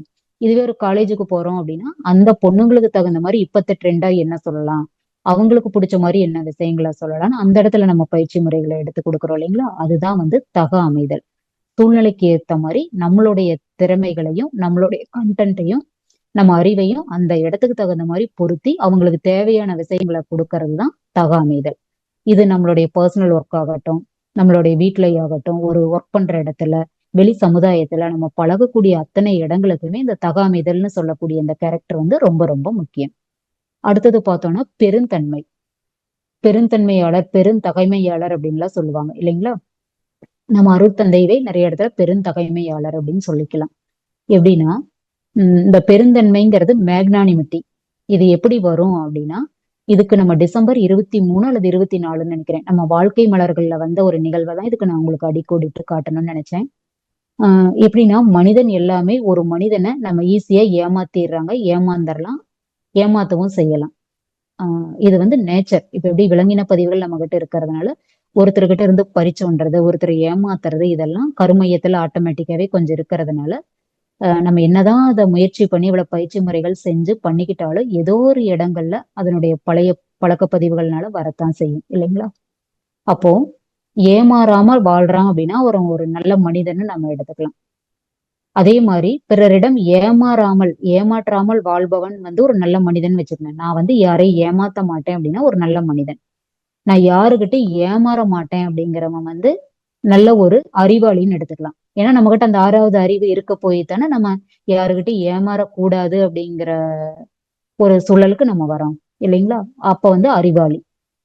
இப்போ இன்னொரு சாரார் பாருங்க, இன்னொருத்தர் நம்மள ஏமாத்துறாங்கன்னு நல்லாவே தெரியும், நம்மளை ஏமாத்திக்கிட்டாதான் இருக்காங்கங்கிறது தெரிஞ்சும் அந்த நபரும் துன்பப்படாம அவர் ஏமாற்றுறதுனால நம்மளும் துன்பம் வராம பாதுகாத்துக்கிற அளவுக்கு அவங்களும் சங்கடப்பட்டுக்க கூடாது, நம்மளுக்கு எந்த துன்பமும் வராம, ஆனா அவங்க ஏமாத்துறாங்கன்னு தெரியும், 2 சாராருக்கும் துன்பம் வராம அவங்களுக்கும் நல்லதாவே நடக்கிற மாதிரி அவங்களுக்கும் நல்லதாவே யோசிச்சு அவங்களும் நல்லா இருக்கட்டும்னு ஒரு செயலை செய்யறாங்க இல்லைங்களா. அவங்கதான் பெருந்தன்மை வாய்ந்தவங்க, பெருந்தகைமையாளர். இந்த அளவுக்கு நம்ம கிட்ட ஒரு பெருந்தன்மை வரணும் இந்த பயிற்சியில வந்ததுக்கு அப்புறம் இல்லைங்களா. நம்ம மட்டும் நல்லா இருந்தா பத்தாது, நம்ம கூட இருக்கிற அனைவருமே நல்லா இருக்கணும். சொல்லுவாங்கல்ல, வாழ்த்துவோர் வாழ்த்தினாலும் தூற்றுவோர் தூற்றினாலும் இரண்டையும் ஒரே மாதிரியே எடுத்துக்கிட்டு நம்ம கடமையை சிறப்பா செய்யக்கூடிய தன்மை நம்மளுக்கு வரணும். அது எப்படி வரும் அப்படின்னா இந்த அகத்தவம் அகத்தாய்வு நம்ம இத்தனை படிச்சொல்லி இவ்வளவு நேரம் பார்த்தோம் இல்லையா, அந்த தத்துவங்களை எல்லாம் நம்ம வாழ்க்கையில பிராக்டிக்கலா நம்ம பிராக்டிஸ்க்கு கொண்டு வரும்போது மட்டும்தான் இந்த பெருந்தன்மைன்னு சொல்லக்கூடியது நம்மளுக்கு வரும். இப்ப நம்ம பேசும்போது நான் சொல்லும் போது அது ரொம்ப ஈஸியா இருக்கும். நேரடியா நம்மள ரொம்ப ஒருத்தர் மோசமா திட்டுனா கூட அந்த இடத்துல திரும்ப நம்ம ரைஸ் ஆகாம அவங்கள வாழ்க வளமுடன் சொல்லி மூவ் ஆனோம் அப்படின்னா அதுவும் ஒரு பெருந்தன்மை தான் இல்லைங்களா. அவங்க அறியாமையில இருக்காங்க, ஆனா நம்ம அறிவுல அடுத்த கட்டத்தை நோக்கி பயணிக்கிறோம். அப்ப நம்ம எப்படி அவங்க கிட்ட ரியாக்ட் பண்ணணுங்கிற அந்த பெருந்தன்மை நம்மளுக்கு வளர ஆரம்பிச்சிடும். அதே மாதிரி இப்ப அருட்தந்தை எடுத்துக்கிட்டா அந்த இடத்துல ஒரு சின்ன நம்ம சொல்லணும். இப்போ அவருடைய ஆயுட்காலம் இருக்கிற வரைக்கும் பூத உடல் தான் மறைஞ்சிருக்குது, நம்ம கூட தான் பிரபஞ்சத்துல நம்ம கூடவும் ஐக்கியமா இன்றளவும் இருந்துட்டு இருக்கிறாரு, உலகம் இருக்கிற வரைக்கும் இருப்பாரு.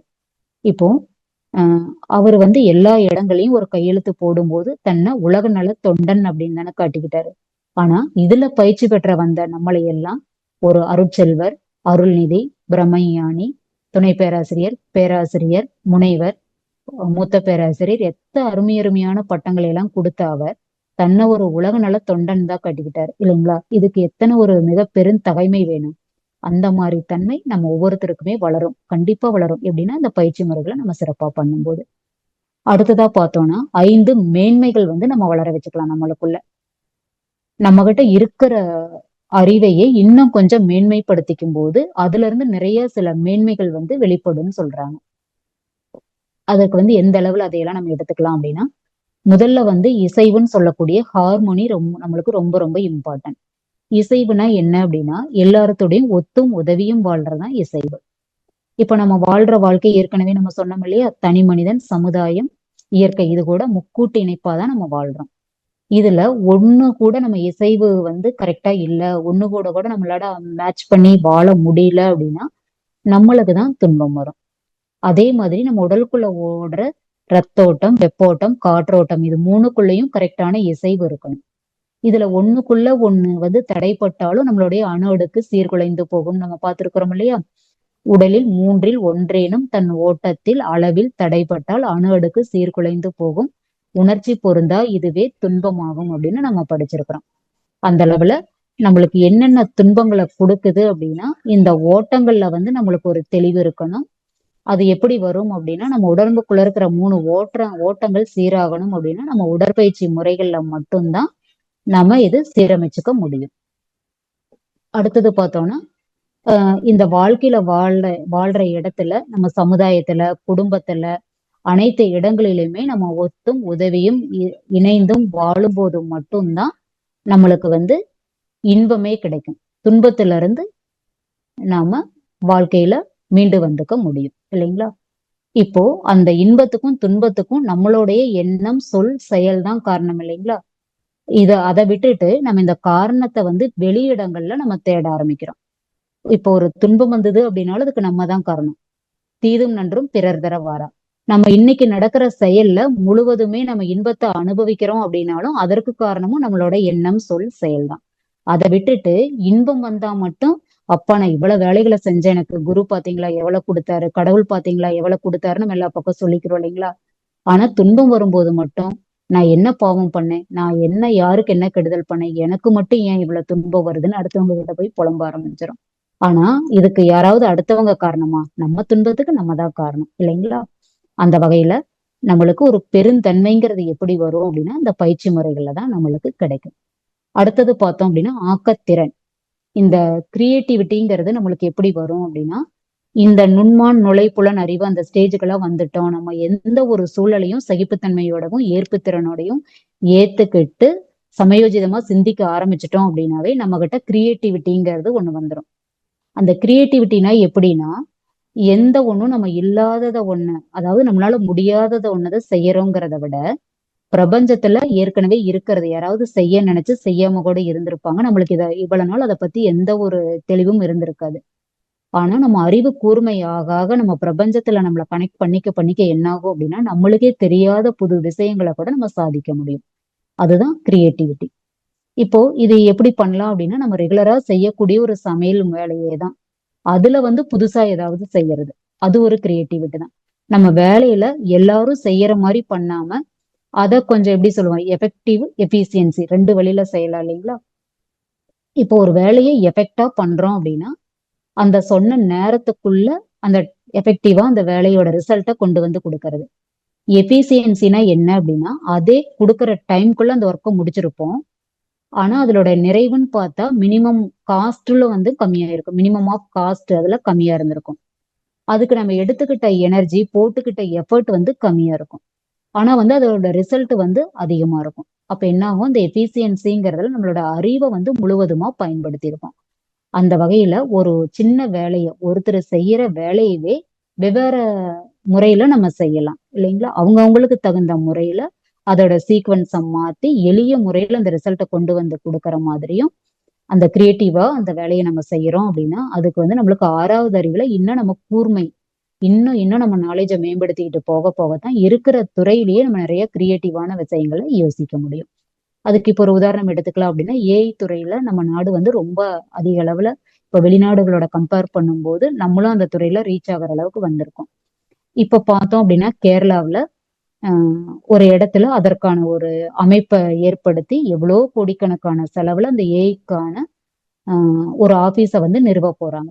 அந்த மாதிரி வந்துச்சு அப்படின்னா அதுல எத்தனையோ லட்சம் கணக்கான அன்பர்களுக்கு அதுல வேலை வாய்ப்பு கிடைக்கும் இல்லைங்களா? இது ஒரு கிரியேட்டிவ் தானே. நம்ம இந்தியர்களோட, அதாவது எல்லா நாடுமே நம்மளுக்கு ஒரு உலக கூட்டாட்சி தான் இருந்தாலும் ஒரு பக்கம் இருக்கிற மனிதர்களை கொண்டு போய் இன்னொரு இடத்துல வச்சு அந்த அறிவை அங்க செலுத்துறதுக்கு பதிலா இருக்கிற இடத்துலயே அங்க வாழ்ற மனிதர்களோட அறிவை பயன்படுத்தி அந்த இடத்துல என்ன நம்ம புதுமையா கொண்டு வர முடியும் அப்படின்னு இந்த கிரியேட்டிவிட்டி எல்லாம் திருவனந்தபுரத்துல அது ஓபன் பண்றாங்க. அதற்கு நிறைய அன்பர்களுக்கு அதுல வேலை வாய்ப்பு கிடைக்கும். அப்ப என்ன ஆகுது அப்படின்னா கிரியேட்டிவா ஒரு விஷயத்தை யோசிச்சு அதுக்கு ரொம்ப மெனக்கெடாம அந்த இடத்துலயே அந்த மனிதர்கள் பயன்படுத்திக்க கூடிய புதிய அறிவான யுக்திகள்லாம் எப்படி வரும் அப்படின்னா நம்ம பயிற்சி முறைகள்ல இது நிறைய நம்மளுக்கு அந்த வாய்ப்பை ஏற்படுத்தி கொடுக்கும்.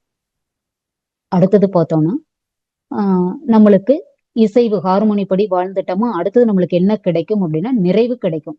இந்த ஹார்மோனி இசைவு ஒவ்வொருத்தருக்கூடையும் இசைந்து வாழ ஆரம்பிச்சிட்டோம் அப்படின்னா நம்மளுக்கு அடுத்ததா கிடைக்கக்கூடியது என்ன அப்படின்னா நிறைவு கிடைக்கும். இப்ப நம்ம ஒரு வீட்டுல நம்ம எல்லாத்துக்கூடையும் ஒத்து உதவி வாழ்றோம். சமுதாயத்துல எல்லாத்துக்கூடையும் மிங்கிலாயிதான் வாழ வேண்டிய சூழல் இருக்கு. வேலை பார்க்குற இடங்கள்ல எத்தனை பேர்த்து கூட நம்ம தினசரி வாழ்க்கையை நம்ம வாழ வேண்டியது இருந்தாலும் அவங்க கூட எல்லாருமே நம்ம இணக்கமா வாழ்ந்துட்டோம் அப்படின்னா ஒரு நிறைவு வந்துடும். யாரு கூடமே ஒரு போட்டி பொறாமை அவங்க கூட ஒரு தாழ்வு மனப்பான்மை அவங்க கூட சண்டை வன்மம் இதெல்லாம் இல்லை அப்படின்னாவே மனசுக்குள்ள ஒரு நிறைவு வர ஆரம்பிச்சிடும். அந்த நிறைவு வந்துருச்சு அப்படின்னாவே அடுத்தடுத்த கட்டங்களை நம்ம ஈஸியா மேல் நோக்கி போய்க்க முடியும். அடுத்தது இந்த நிறைவு வந்துருச்சு அப்படின்னா என்ன ஆகும்னா ஒரு ஹாப்பினஸ் மனதுக்குள்ள கிடைச்சிரும். அந்த ஹாப்பினஸ் எப்படி இருக்கும்னு அப்படின்னா தற்காலிகமா இல்லாம ஒரு என்லெஸ் ஹாப்பினஸா இருக்கும். அது ஒரு எப்படி சொல்றது ஒரு எக்ஸைட்மெண்ட் அந்த மாதிரி இது இந்த மகிழ்வு இவ்வளவு நாள் இல்லாத ஒரு மகிழ்வா நீடித்த மகிழ்ச்சியா நம்மளுக்கு இருக்கும். அது எப்ப வரும் அப்படின்னா முழு மன நிறைவோட ஒரு செயலை செய்து அந்த செயல்னால தானும் இன்பமுற்று தன்னோட மனதும் நிறைவு பெற்று இன்னொருத்தரோட மனதையும் அந்த அளவுக்கு நிறைவு பெற வச்சிருந்தோம் அப்படின்னா அந்த மகிழ்ச்சி நீடித்த நிலைத்த மகிழ்ச்சியா இருக்கும். அதுக்கு நம்ம பயிற்சி முறைகள் தான் ரொம்ப ரொம்ப இம்பார்ட்டன்டா தேவைப்படுது. அடுத்தது பார்த்தோம்னா மெய் அறிவு. இந்த மெய் அறிவுல நம்ம அடுத்த கட்டத்தை நோக்கி போறதுக்கு என்ன ஆகும் அப்படின்னா முதல் கட்டம் நம்ம இந்த வாழ்க்கை தத்துவங்களை நல்லபடியா புரிஞ்சுக்கிட்டு அந்த நம்பிக்கைங்கிற கட்டத்துல இருந்து விளக்கத்துக்கு அடுத்ததுதான் நம்ம முழுமை பேருக்கு போக முடியும். எப்ப போய் நம்ம நம்பிக்கைங்கள இருந்து விளக்கத்துக்கு வந்துட்டோமோ அப்பவே நம்ம மெய்யறிவை பத்தி கொஞ்சம் உணர ஆரம்பிச்சிருவோம். இப்ப நம்ம குழந்தையா இருக்கிற வரைக்கும் எப்படி இருந்திருப்போம் அப்படின்னா யார் என்ன சொன்னாலும் கேட்டுக்குவோம். நம்ம வீட்டுல இருக்கிறவங்க தாத்தா பாட்டி அம்மா அப்பா சொன்னாங்கன்னா ஓ இதுதான் கரெக்டு இப்படிதான் நம்ம சாமி கும்பிடணும் போல இப்படிதான் நம்ம வழிபாடுகள் எல்லாமே இருந்தது. ஒரு சிந்தனை கதைகள் நற்பண்புகள் எல்லாம் சொல்லி கொடுத்தாலும் அவங்க சொன்னதை அப்படியே கேட்டு நம்ம செஞ்சுட்டு இருந்தோம்.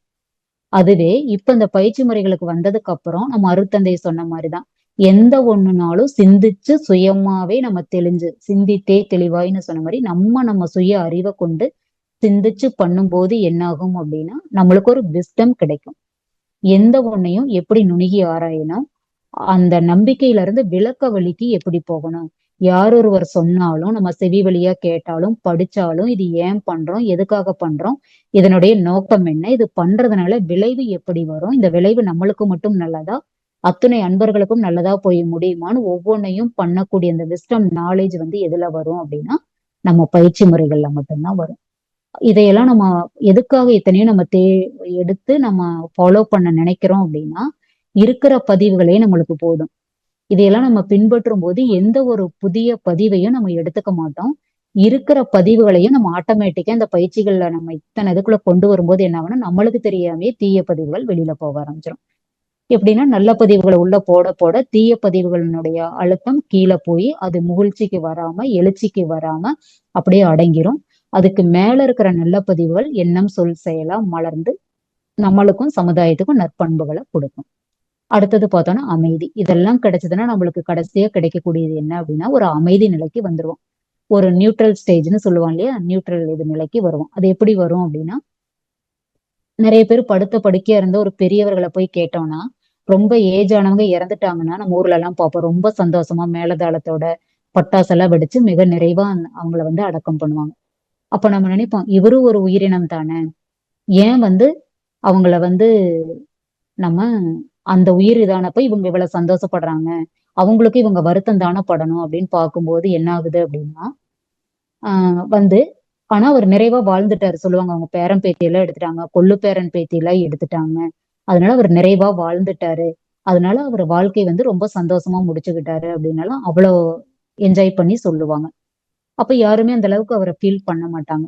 அவரே இதே மாதிரி ஒரு நிலையில படுத்த படுக்கையா இருக்கிறவர்கிட்ட போய் கேட்டா என்ன தெரியுங்களா சொல்லுவாங்க எல்லாமே நான் அனுபவிச்சுட்டேன்ப்பா. இனிமேல் எனக்குன்னு என்ன இருக்குது? என்னோட பசங்க, பேரன், பேத்திக நல்லா இருந்தா போதும். அதையெல்லாம் நான் பார்த்துட்டேன். இன்னமேல் எனக்கு எப்பப்பா, எப்ப வந்து இறைவன் கூப்பிட்டாலும் நான் போய்க்குவேன்னு சொல்றாங்க இல்லையா? அது ஒரு அவங்களுக்கு ஒரு துன்பம்னாலும் அத பெருசா எடுத்துக்க மாட்டாங்க. இன்பம்னாலும் அவங்களுக்கு எல்லாமே வாழ்ந்து அனுபவிச்சிருக்காங்க. அவங்களுக்கு ஒண்ணும் பெருசா எதுவும் தோணாது. அந்த இடத்துல அவங்க ஒரு நியூட்ரல் ஸ்டேஜ்ல இருப்பாங்க. அந்த மனநிலை அவங்களுக்கு மட்டும்தான் வருமானா, அதுக்காக நம்ம அவ்வளவு ஏஜ் போய் 86 வயசு போய் தான் அதை அனுபவிக்கணுமானா, அப்படி இல்ல. ஒரு தவம் பண்ணிட்டு, ஒரு தற்சோதனை பயிற்சி பண்ணிட்டு, இன்னைக்கு நாம தூங்கும்போது, இறைவா இன்னைக்கு கொடுத்த நாள இந்த அளவு நான் பயனோட வாழ்ந்துட்டேன்.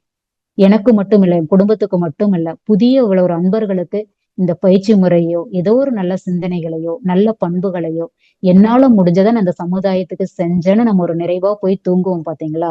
அதை விட பெரிய பேரமைதி எங்கேயுமே இருக்காது. இதை நல்லா நம்ம சர்வீஸ் பண்ற அன்பர்களுக்கு இந்த அமைதி நிலை நம்ம தூக்கத்துக்கு முன்னாடி நம்மளுக்கு கிடைச்சிருந்திருக்கும்.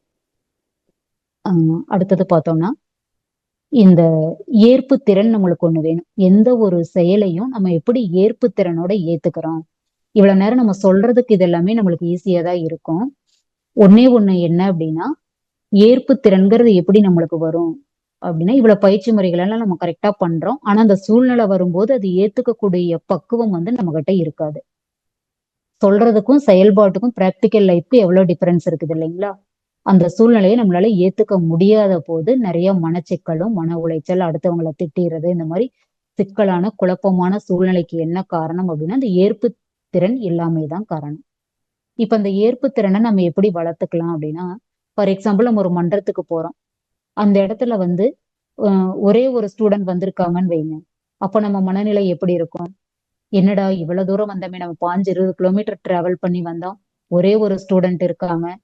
இவங்களுக்கு போய் நம்ம வகுப்பு எடுக்கிறதா? உடனே நிர்வாகத்து மேல கோவம் வரும். இவங்க சொல்லியிருக்கலாம்ல, அந்த ஒருத்தரையும் சொன்னா அவங்க வராம இருந்திருப்பாங்க. நம்மளாவது வீட்டுல வேற வேலையை செஞ்சிருக்கலாம். அந்த ஒருத்தருக்காக நம்மள இவ்வளவு தூரம் அலைய வச்சுட்டாங்களேன்னு மனசுல நினைச்சுக்கிட்டு. ஆனா அந்த இடத்துல போய் எதுவும் பேசாம, அந்த எண்ணத்தோடயே அவங்களுக்கு வகுப்பு எடுத்தா எப்படி இருக்கும்? அந்த வகுப்பு ஏனோதானோன்னு தானே இருக்கும். நம்மளுடைய கடமை என்ன அப்படின்னா, ஒரு அன்பரா இருந்தாலும், 100 அன்பரா இருந்தாலும், 1000 அன்பர்களா இருந்தாலும், நம்ம செய்ய வேண்டிய வேலையை நம்ம கடமையும் பொறுப்போட அதை சரியா செஞ்சோம் அப்படின்னாதான் அதற்கான பயன் நம்மளுக்கும் கிடைக்கும். அதை பயன் பெற்றுக்கிட்டவங்களுக்கும் அது பிரயோஜனமா இருக்கும். அப்ப அந்த ஏற்புத்திறன் வந்து எப்படி வரும் அப்படின்னா, அதுக்கு யாரு முழு உதாரணமா சொல்லலாம் அப்படின்னா, நம்ம அருட்தந்தையை தான் சொல்லலாம். அவர் வந்து நம்ம இந்த இடத்த வாழ்க்கை வரலாறுல படிச்சிருப்போம். ஒரு தடவை வந்து கூடுவாஞ்சேரியில இருந்து ட்ரெயின் புடிச்சு ஊட்டி அங்க ஏதோ ஒரு இடத்துக்கு தீட்சைக்காக கொடுக்கறக்காக வராரு. 2 அன்பர்களுக்காக மட்டும்தான். நம்மளா இருந்தா 2 அன்பர், ஒரு அன்பரா இருந்தா அவங்கள வேணா அங்க தாட்டி விடுங்க, நான் எதுக்குங்க அங்க போகணும்னு தானே நம்மளா இருந்தா நினைச்சிருப்போம். அந்த 2 பேர் நீங்க செலவு பண்ணிக்கிட்டு என்னைய தேடி வர வேண்டாம், நான் ஒரு ஆள் உங்களுக்காக வரேன்ட்டு அங்க வந்து, அப்ப அவங்க ஏதோ வெளி வேலையா வெளியில போயிடுறாங்க. அவங்க திண்ணையில உட்கார்ந்து இருந்து அவங்க வர வரைக்கும் வெயிட் பண்ணி இருந்து அந்த பயிற்சி முறைகளை கொடுத்தாரு அப்படின்னா, அந்த ஏத்துக்கிற பக்குவம் வந்து நம்ம அருட்தந்தைக்கு எந்த அளவுக்கு இருந்திருக்கும். நம்மளுக்கு இந்த சூழல்லயே அவ்வளவு வருமானா அதுல ஒரு டவுட் தான். ஏன்னா நம்ம மனிதர்ல இருந்து அடுத்த நிலைக்கு மனிதர் நிலைக்கு உயர்றதுக்கு முயற்சி பண்றோம், இல்லைன்னு சொல்லல. அருட்தந்தை வந்து நீங்க என்னோட நிலைக்கு வர முடியாதுன்னு சொல்லல, மாமனிதர் அளவுக்கு யாரும் உயர முடியாதுன்னு அவர் எந்த இடத்துலயும் சொல்லல. என்னை விட நீங்க இன்னொரு படி மேல வந்து நான் கொடுத்த விஷயங்களையும் நீங்க உள்ள வச்சுக்கிட்டு உங்க அறிவையும் இதை கூட பயன்படுத்தி இன்னும் அடுத்த கட்டத்துக்கு நீங்க என் தோள் மேல ஏறி நீங்க இந்த உலகத்தை வந்து பார்க்கலாம் அப்படிங்கிற அளவுக்கு தான். எந்த ஒரு அப்பா தான் ஒரு திருவிழாவுக்கு போனோம்னா அம்மா கூட இடுப்புல வச்சுக்குவாங்க, இடுப்பு வளைச்சதுன்னா கொஞ்சம் கீழே இறக்கி விட்டுருவாங்க. ஆனா அப்பா மட்டும்தான் அந்த வியூ கரெக்டா தெரியல அப்படின்னா அந்த குழந்தைய ஒரு 10 வயசு வரைக்கும் கூட இருக்கிற குழந்தைய கூட தோள் மேல ஏத்தி வச்சு தான் கண்ட இந்த உலகத்தை விட தன் மகன் அதிகப்படியா காணணும், நிறைய இன்பங்களை அனுபவிக்கணும்னு காட்டுவாரு. அந்த அளவுக்கு தான் நம்மளுடைய அருட்தந்தை.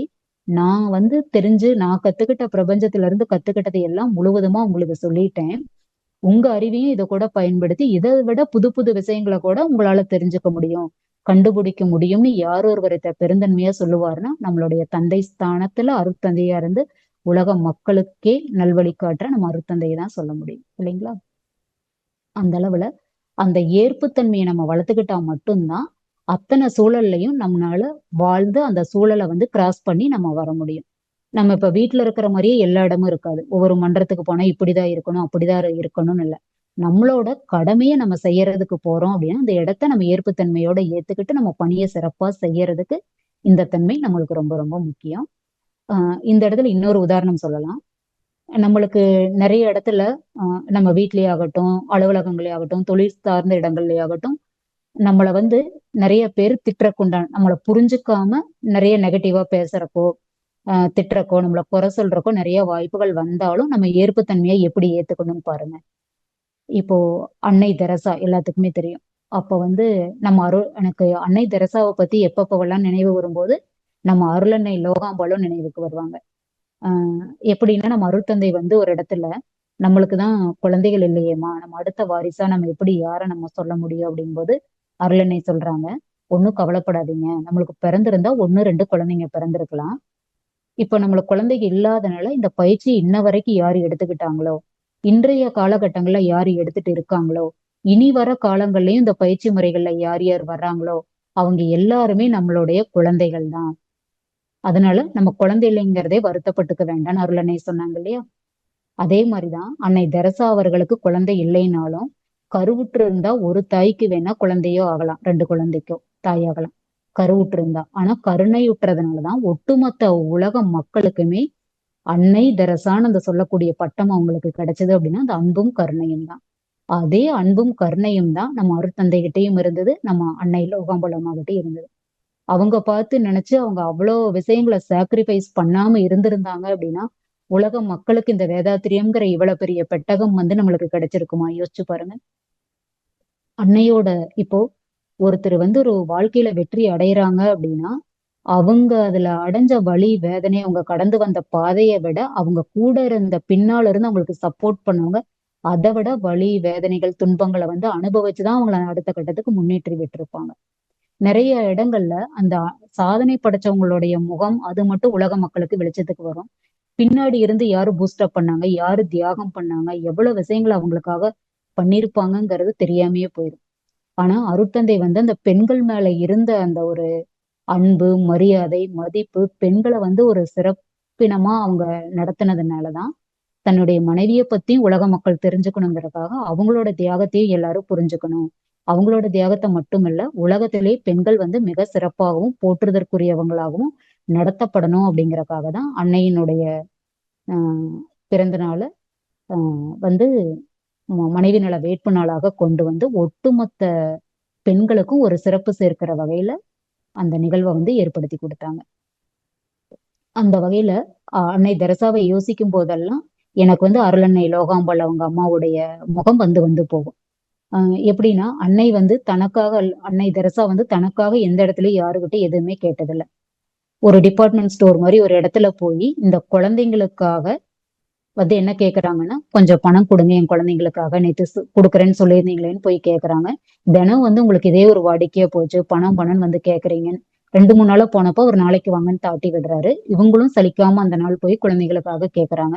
இப்படி கை ஏந்தும் போது ரொம்ப கோபமா அந்த கையில எச்சில வந்து வேகமா துப்பிடுறாரு.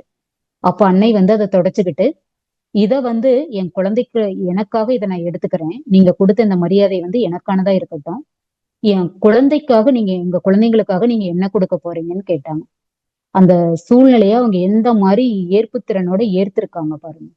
நம்மள இருந்து யாராவது ஒருத்தர் நம்மள ஒரு வார்த்தை சொல்லிட்டாங்க அப்படின்னா நம்ம அதுக்கு எப்படி சீறி பாஞ்சு எப்படி போய் அதுக்கு 4 வார்த்தை சொல்லி அதை மேட்ச் பண்ணா கூட நம்மளுக்கு அந்த அமைதி நிலை வர மாட்டேங்குதே. அப்ப அந்த அளவுக்கு ஏற்புத்திறனுடைய மனிதர்கள்லாம் இருந்திருக்காங்க. இன்னும் நிறைய பேர் லைவ்லி இருக்காங்க. நம்ம எல்லாத்தையும் நம்ம உதாரணமா சொல்ல முடியாதுங்கிறதுக்காக நான் ஒரு உதாரணம் சொல்லி அடுத்ததுக்கு நம்ம போலாம். அடுத்தது பார்த்தோம் அப்படின்னா நம்மளுக்கு மனிதனுக்கு வந்து இந்த களங்கங்கள் இதெல்லாம் ஏன் வருது? இப்ப நம்ம எக்ஸாக்டா டாபிக் உள்ள வரலாம். இவ்வளவு நேரம் நம்ம பார்த்தது எல்லாமே மனவள கலைய எப்படி ஒரு கலைகளை அறுக்கும்னு கலைன்னு சொல்லலாம். இதுக்குள்ள என்னென்ன இருக்குதுன்னு தெரிஞ்சுக்கிட்டாதான் அதை நம்ம எப்படி பயன்படுத்திக்கிட்டு இருக்கோம், இன்னும் எப்படி நம்ம சிறப்பா பயன்படுத்திக்கணும். இதை முழுவதுமா நம்ம பயன்படுத்திக்கும் போதுதான் நம்ம கிட்ட இருக்கிற கலைன்னு சொல்லக்கூடிய அறியாமை, குற்றங்கள், தீய பழக்க வழக்கங்கள் இது எல்லாமே நம்ம கிட்ட இருந்து போக்கிக்க முடியுங்கிறத இவ்வளவு நேரம் பார்த்தோம் இல்லைங்களா? இப்ப இத்தனை பயிற்சி முறைகள் இருந்தாலும் நம்ம கிட்ட இருக்கிற அந்த கலைன்னு சொல்லக்கூடிய தீய பழக்க வழக்கங்களையும் தீய எண்ணங்களையும் தீய குணங்களையும் போக்கக்கூடிய பயிற்சின்னு என்னன்னு பார்த்தோம்னா அகத்தாய்வு பயிற்சி தான் இல்லைங்களா? இந்த அகத்தாய்வு பயிற்சி நம்மளுக்கு என்னென்னவெல்லாம் கொடுக்கும் அப்படின்னா, அகத்தாய்வு ஒரு மனிதன் தன் வாழ்நாள்ல முழுவதுமா பண்ணிட்டோம் அப்படின்னா, இப்போ வகுப்புலதான் ஒரு ஸ்டூடெண்ட் கேட்டாங்க, இந்த அகத்தாய்வு வந்து எப்பப்பெல்லாம் மேடம் பண்ணலாம் அப்படின்னா, நம்ம எப்பப்பெல்லாம் சாப்பிடலாம் அப்படின்னா என்ன சொல்லுவோம்? ஒரு நாளைக்கு 3 வேளை சாப்பிடுறேன்னு வச்சிருக்கோம். அதே மாதிரி பசிக்கும் போது எல்லாம் சாப்பிடுறோம். அப்போ பசி, தூக்கம், நம்மளுக்கு அடிப்படை தேவைகள்லாம் எந்த அளவுக்கு ஒவ்வொரு நாளைக்கு இம்பார்ட்டனோ, அதே மாதிரி ஒவ்வொரு நாளும் நம்மளுக்கு தற்சோதனைன்னு சொல்லக்கூடிய இந்த அகத்தாய்வு பயிற்சி ரொம்ப ரொம்ப ரொம்ப இம்பார்ட்டன்ட். அன்னன்னைக்கும் பண்ணிக்கிட்டே இருக்கணும். ஆரம்ப காலகட்டங்கள்ல ஒரு 2, 3 வருஷத்துக்கு நம்ம தூங்க போகும்போது ஒரு தவம் பண்ணிட்டு, தற்சோதனை பண்ணிட்டு படுத்துட்டோம் அப்படின்னா, ஒரு 2, 3 வருஷத்துக்கு அப்புறம் என்ன ஆகும் அப்படின்னா, ஒரு எண்ணம், சொல், செயல். எண்ணம் மனதுக்குள்ள எழும்போதே அந்த எண்ணமாராய்தல் அட்டவணை மனசுக்குள்ள ஒரு படம் மாரி வந்துரும். இந்த எண்ணம் எனக்கு எழுது. இது எந்த வகையில இந்த எண்ணம் எனக்கு தோன்றுது? பழக்கத்தினாலயா, சூழ்நிலையா அந்த காலம் ஆட்டோமேட்டிக்கா டிக் ஆயிக்கும். இதனுடைய நன்மை வந்து ஒட்டுமொத்தமா எனக்கோ, சமுதாயத்துக்கோ நன்மையா, தீமையா? இந்த எண்ணம் எழறதுனால என்னங்கிறத நம்மளே டிக் பண்ணிக்குவோம். இது நாளடைவுல பயிற்சி முழுவதுமா நம்ம பண்ணி பண்ணி என்ன ஆகும்னா, ஆன் த ஸ்பாட் அந்த எண்ணம் வரும்போதே அகத்தாய்வு பண்ண ஆரம்பிச்சிருவோம். அது எடுத்தோனே வருமா அப்படின்னா, குறைந்த வருடங்கள் நம்ம அந்த நைட்ல நம்ம அதை பண்ணி பார்த்தோம் அப்படின்னா தான் பிராக்டிக்கலா அந்தந்த மூமெண்ட்ல நம்ம பண்றதுக்கான திறமை வந்து நம்மளுக்கு வர ஆரம்பிக்கும். அதுக்கு பேசிக் என்ன அப்படின்னா, இப்ப நம்ம ஒரு எக்ஸாம்பிள் எடுத்துக்கலாம். இப்ப பொங்கல் வருது, ஒரு ஃபெஸ்டிவல் வருது அப்படின்னா, வீடு முழுவதும் ஒரு மாஸ் கிளீன் பண்றோம்னு சொல்றோம் இல்லைங்களா? அந்த லீவ் கிடைக்கிற நாள்ல வீடு முழுவதும் கிளீன் பண்றோம் அப்படின்னு வச்சுக்கணும். இப்போ வருஷத்துக்கு 2, 3 நாள் பண்டிகை தினங்கள்ல மட்டும் நம்ம வீட்டை கிளீன் பண்ணா, அந்த வீடு கிளீன் பண்றது எவ்வளவு சிரமமா இருக்கும் நம்மளுக்கு. நம்மளால கண்டிப்பா பண்ணவே முடியாது. இதுவே தினசரி நம்மளுக்கு நேரம் இருக்கும்போது, ஒவ்வொரு பகுதியா இன்னைக்கு வந்து இந்த ரூம கிளீன் பண்றேன், இன்னைக்கு இதை பண்றேன்னு ஒவ்வொரு இடமா நம்ம கிளீன் பண்ணிக்கிட்டு வர வர, எந்த ஒரு பண்டிகை நாள் வந்தாலும் நம்ம அதுக்காக எக்ஸ்ட்ரா டைம் ஸ்பெண்ட் பண்ண எப்பவும் போல நம்ம ரொட்டீன் ஒர்க் மட்டும் பண்ணா போதும். இன்னைக்கு எனக்கு பண்டிகை வருதுங்க, தீபாவளி வருதுங்க, தைப்பொங்கல் வருதுங்க, தைப்பூசம் வருதுங்க, நான் வந்து மன்றத்துக்கு வரமாட்டேங்க, இன்னைக்கு வந்து என்னால இந்த வகுப்பு அட்டன் பண்ண முடியாதுங்க, இந்த சர்வீஸ்க்கு என்னால வர முடியாதுங்க நம்ம சொல்லுவோமா? ரெகுலரா பண்ண வேண்டிய ஒர்க்ல நம்ம வீட்டை தூய்மைப்படுத்துறது ஒரு பணியா செஞ்சு அன்றாட வேலைகளை அன்னன்னைக்கு நம்ம செய்யும் போது பண்டிகை காலங்கள்ல நம்மளுக்கு எப்படி சிரமம் வராதோ, அதே மாதிரி தினசரி நம்மளுக்குள்ள சேரக்கூடிய பதிவுகளை எது எது நல்ல எண்ணம், சொல், செயலா செஞ்சோம், எது எது நல்ல பதிவுகளை நம்மளுக்கு ரிட்டர்ன் கொடுத்துருக்குது, எதை நம்மளுக்கும் தெரியாம கூட ஒரு சின்ன தீய செயலை செஞ்சுட்டோமோ அது வந்து நம்மளுக்கு இந்த மாதிரி தீய பதிவுகளை கொடுத்துருங்கிற அந்த ஒரு அவேர்னஸோட அன்னன்னைக்கு நம்ம மனதையும் உள்ளத்தையும், ஆன்மா, மனம், உள்ளம், ஆன்மா, கருமையம், மனசாட்சி எல்லாமே ஒண்ணுதான் இல்லைங்களா? நம்மளோட கருமையத்தை அன்னன்னைக்கு நம்ம தூய்மை பண்ண ஆரம்பிச்சிட்டோம் அப்படின்னா பெரிய துன்பத்துல இருந்து தப்பிச்சு அந்த அது வெளியே போகும்போது அந்த கருமைய களங்கங்கள் வெளியில போகும்போது சின்ன சின்ன இடர்பாடுகள், இப்ப எப்படி நீ கால்ல பெரிய அடியா வர வேண்டியது ஒரு சின்ன முள்ளு குத்தி நம்மளுக்கு சரியாகிற மாதிரி அன்னன்னைக்கு நம்ம கருமையத்தை தூய்மை பண்ணும்போது துன்பமும் சின்ன அளவுல வந்து அப்பவே நிறைவு பெற்றோம். மொத்தமா சேர்த்தி வச்சு அதுவே தாங்கிக் கொள்ள முடியாத அளவுக்கு போகும்போதுதான் துன்பத்தை பெரிய அளவுல வச்சு மனிதன் தாங்க கொள்ள முடியாத அளவுக்கு துன்பத்தை கொடுக்கறது எதனால அப்படின்னா நம்ம கருமையத்துல இருக்கிற பதிவுகள் தான் நம்மளுக்கு துன்பத்தை கொடுக்குது. இதை தெரிஞ்சுக்கிட்டோம் அப்படின்னாவே அகத்தாய்வு பயிற்சியை தினசரி நம்ம செய்ய ஆரம்பிச்சிருவோம். அடுத்தது பார்த்தோம்னா இந்த அகத்தாய்வு பயிற்சியை திறம்பட செய்யறதுக்கு நம்ம சிந்தனைய வந்து திறனை எந்த அளவுக்கு வளர்த்துக்கணும் அப்படின்னு நம்ம பார்க்கணும். இப்ப நீங்க இவ்வளவு நேரம் நம்ம பார்த்ததுல எண்ணத்தை வந்து நல்ல எண்ணமா நம்ம மாத்திக்கிட்டோம். சொல்ல வந்து எண்ணம் நல்லா இருந்தாவே அதுல இருந்து வரக்கூடிய சொல் கண்டிப்பா இனிமையான சொல்லாதான் வரும். அடுத்தது பார்த்தோம் அப்படின்னா எண்ணமும் அடுத்தது சொல்லும் நல்லா இருக்கும்போது கண்டிப்பா செயலும் நம்ம திருத்தி அமைச்சு நல்ல செயலாதான் செய்வோம். இதுல எந்த மாற்றமும் இல்லை. ஆனா அந்த செயலை எப்படி செய்யணும்னு ஒரு ஃபார்முலா கொடுத்திருக்காரு பாருங்க. அடுத்தது இதுக்கு அடுத்த கான்செப்ட் அதான் அர்த்தந்தை கொடுத்திருக்காங்க. என்ன கொடுத்திருக்காங்க அப்படின்னா எந்த ஒரு காரியத்தையும் திட்டமிட்டு செய்யறது. திட்டமிட்ட செயல் மட்டும்தான் முழு வெற்றியை வந்து ஏற்படுத்தி கொடுக்கும். எந்த ஒரு செயலை செய்யும் போதும் திட்டமிடாம ஏதோ ஒரு போக்குல இப்ப கண்போன போக்குல போற மாதிரி ஒண்ணு பார்த்ததை அப்படியே செய்யறது, ஒருத்தர் பண்றாங்கிறக்காக அந்த வேலையை செய்யறது, அந்த நம்ம எடுத்துக்கு கொண்ட வேலையில முழுவதுமான நம்மளுக்கு ஒரு நாலேஜ் இல்லாம அது அறகுறையா நம்ம தொடங்குறது. எல்லாத்துக்குமே எல்லா வகையான அறிவு இருக்குமானா இல்ல, நம்ம மேம்படுத்திக்கிட்டு தான் வர்றோம். நம்மளுக்கு தெரியாத ஒரு விஷயத்த செய்யும் போது நம்மளுக்கு முன்னாடி இருக்கிற அறிஞர்களையோ மிகச்சிறந்த பேராசிரியர்களோ கேட்டு ஒரு விஷயம் செய்யறது, குடும்பத்துல இருக்கிற பெரியவங்க கிட்ட கேட்டு ஒரு திட்டமிடுறது, அந்த மாதிரி நமக்கு மீறிய விஷயங்களை அடுத்தவங்க கிட்ட கேட்டோ அல்லது ப்ராப்பரா அது என்ன பண்ண போறோம், இது என்ன மாதிரி விளைவுகளை கொடுக்கும், எந்த டைம்குள்ள பண்ண போறோம், அதோடைய நோக்கம் என்ன, இதையெல்லாம் தெளிவா தெரிஞ்சுக்கிட்டு திட்டமிட்டு பண்ணக்கூடிய செயல் மட்டும்தான் முழு வெற்றியை கொடுக்கும். இந்த திட்டமிடல் மிக சரியா இருக்கணும். அடுத்தது பார்த்தோம்னா அந்த திட்டமிடுற ஒவ்வொரு செகண்ட்லயும் நம்ம விழிப்பு நிலையோட இருக்கணும். இது நம்ம ஏற்கனவே பார்த்ததான், அதனால உதாரணங்கள்லாம் வேண்டாம், சிம்பிளா மட்டும் சொல்லிக்கிறேன். நம்ம திட்டமிடக்கூடிய அந்த செயல் எப்படிப்பட்டதா இருந்தாலும் அதுல நம்ம அன்னைக்கே திட்டமிட்டு வச்சிட்டோம்ல, இப்ப செய்யதானே போறோம் அப்படின்னு கொஞ்சம் கேர்லெஸ்ஸா இருந்துராம செய்யும் போது ஒவ்வொரு கணமும் நம்ம அவேர்னஸா இருந்தா மட்டும்தான் திட்டமிட்டபடி செயலை செய்ய முடியும். திட்டமிட்டபடி செயலை செய்யறதுக்கும் வெறுமனே ஒரு செயலை செய்யறதுக்கும் நிறைய டிஃபரன்ஸ் இருக்கு. இன்னொன்னு பார்த்தோம் அப்படின்னா, இந்த திட்டமிடல்ங்கிறத நம்ம எடுத்துக்கிட்டோம் அப்படின்னா, ஷார்ட் டேர்ம் பிளான் ஒண்ணு இருக்குது, லாங் டேர்ம் பிளான் இருக்குது. ஒவ்வொரு மனிதனுக்குமே லைஃப்ல இந்த கோல் ரொம்ப ரொம்ப முக்கியம். இப்ப நம்ம குடும்பத்துக்கா இருக்கட்டும், நம்ம மனவளக்கலைக்கா இருக்கட்டும், உலக மக்களுக்கு செய்யக்கூடியதா இருக்கட்டும், தொழில்துறைக்கு செய்யக்கூடியதா இருந்தாலும் நம்ம காலங்களை கொஞ்சம் பிரிச்சு இந்த வாரத்துல நம்ம இதை என்ன செய்ய போறோம், இந்த வாரத்துக்கு என்னுடைய ஒர்க் என்ன, இன்னும் ஒரு மாசம் கழிச்சு நான் என்னென்ன வேலையை நான் அன்னைக்கு செஞ்சு முடிக்க வேண்டியது இருக்கு, இன்னும் 3 மாசம் கழிச்சு நான் என்ன வேலையிலலாம் நான் நிறைவு பெறணும், இந்த இயர் முடியும் போது ஓவராலா என்னோட எல்லா கான்செப்ட்லயும் சேர்ந்து என்ன ஒரு இலக்கை நான் அடையணுங்கிறது ஒரு தெளிவு நம்மளுக்குள்ள இருக்கணும். இது நம்ம பழக ஆரம்பிச்சிட்டோம் அப்படின்னா ஒவ்வொரு நாளையும் நைட்டு தூங்க போகும்போதே நம்ம திட்டமிட்டுட்டு படுக்கும்போது அதன்படி நம்ம செயல்பட்டோம் அப்படின்னா எல்லாத்துக்கும் இறைநிலை அதே 24 மணி நேரம் தான் கொடுத்துருக்குது இல்லைங்களா. எல்லாரும் சொல்றது என்ன அப்படின்னா, எனக்கு நேரம் இல்லைங்க, இன்னைக்கு உடற்பயிற்சி பண்ணீங்களா அப்படின்னு கேட்டா எனக்கு டைமே இல்லைங்க அப்படின்றாங்க. இறைநிலை நம்மளுக்கு மட்டும் 24 மணி நேரம், பெரிய பெரிய மகான்களுக்கும் பெரிய தலைவர்களுக்கு 36 மணி நேரம் அப்படியெல்லாம் கொடுக்கல. ஈவன் எல்லாத்துக்கும் ஒரே அந்த 24 மணி நேரம் தான். அதை எப்படி நம்ம திட்டமிட்டு நம்ம சொந்த விஷயங்களுக்கும் அபிசியல் விஷயங்களுக்கும் மனவளக்கலைக்குன்னு எவ்வளவு என்ன மாதிரி திட்டமிடுறோங்கிறது யார் கையில இருக்கு அப்படின்னா நம்ம கையில தான் இருக்கு. இப்ப பார்த்தோம்னா நிறைய அன்பர்கள் டைம் இல்லைன்னு சொல்றாங்க இல்லைங்களா. நம்ம பாரத பிரதமர் மாண்புமிகு மோடிஜி அவங்கள எடுத்துக்கிட்டோம் அப்படின்னா அவருக்கு எத்தனை ஒரு பணி இருக்கும் நீங்க யோசிச்சு பாருங்க. எத்தனை நாடுகளோட மீட்டிங் இருக்கும், எவ்வளவு ஃபைல்ஸ் அவங்க பார்க்க வேண்டியது இருக்கும், எத்தனை தீர்க்கமான முடிவுகளை இன்னைக்கு எடுக்க வேண்டியது இருக்கும், எத்தனை அன்பர்களை, வெளிநாட்டு அன்பர்களை, உள்நாட்டு அரசியல்வாதிகளை, எவ்வளவு அன்பர்களை சந்திக்க வேண்டிய சூழல் இருக்கும். அவருக்கும் அதே 24 மணி நேரம் தான். ஆனா இன்றைய வரைக்கும் 1.5 மணி நேரத்தை யோகாவுக்குன்னு ஒதுக்கி உடற்பயிற்சிக்கும் தியானத்துக்கும் அவர் அந்த நேரத்தை பயன்படுத்திக்கிட்டு இருக்கிறாரு அப்படின்னா எந்த அளவுக்கு அவருடைய நேரத்தை திட்டமிட்டு இருப்பாரு. ஒன்ஸ் நம்மளுடைய நேரத்தை நம்ம மிஸ் பண்ணிட்டோம் அப்படின்னா அதை திரும்பி ரெக்கவர் பண்ணும் போது நம்மளுக்கு காலமும் வாழ்க்கை எங்கேயோ போயிரும், வயசும் ஆயிரும். இந்த காலகட்டங்களையே உடற்பயிற்சியை பண்ணி உடலையும் மனதையும் தவமெல்லாம் பண்ணி ஆரோக்கியமா வச்சுக்கிட்டோம்னா நம்ம லைஃப் லாங் நிறைவா வாழலாம். கடைசி காலத்துல போய் எனக்கு அப்ப நேரம் இல்லைங்க, இல்லாட்டி பண்ணிருப்பேன், எனக்கு உடல் இந்த அளவுக்கு ஆயிருச்சு அப்படின்னா நடந்ததுக்கு அப்புறம் ரெடி பண்றதுக்கும் நடக்கிறதுக்கு முன்னாடி நம்ம சரி பண்ணிக்கிறதுக்கும் நிறைய டிஃபரன்ஸ் இருக்கு.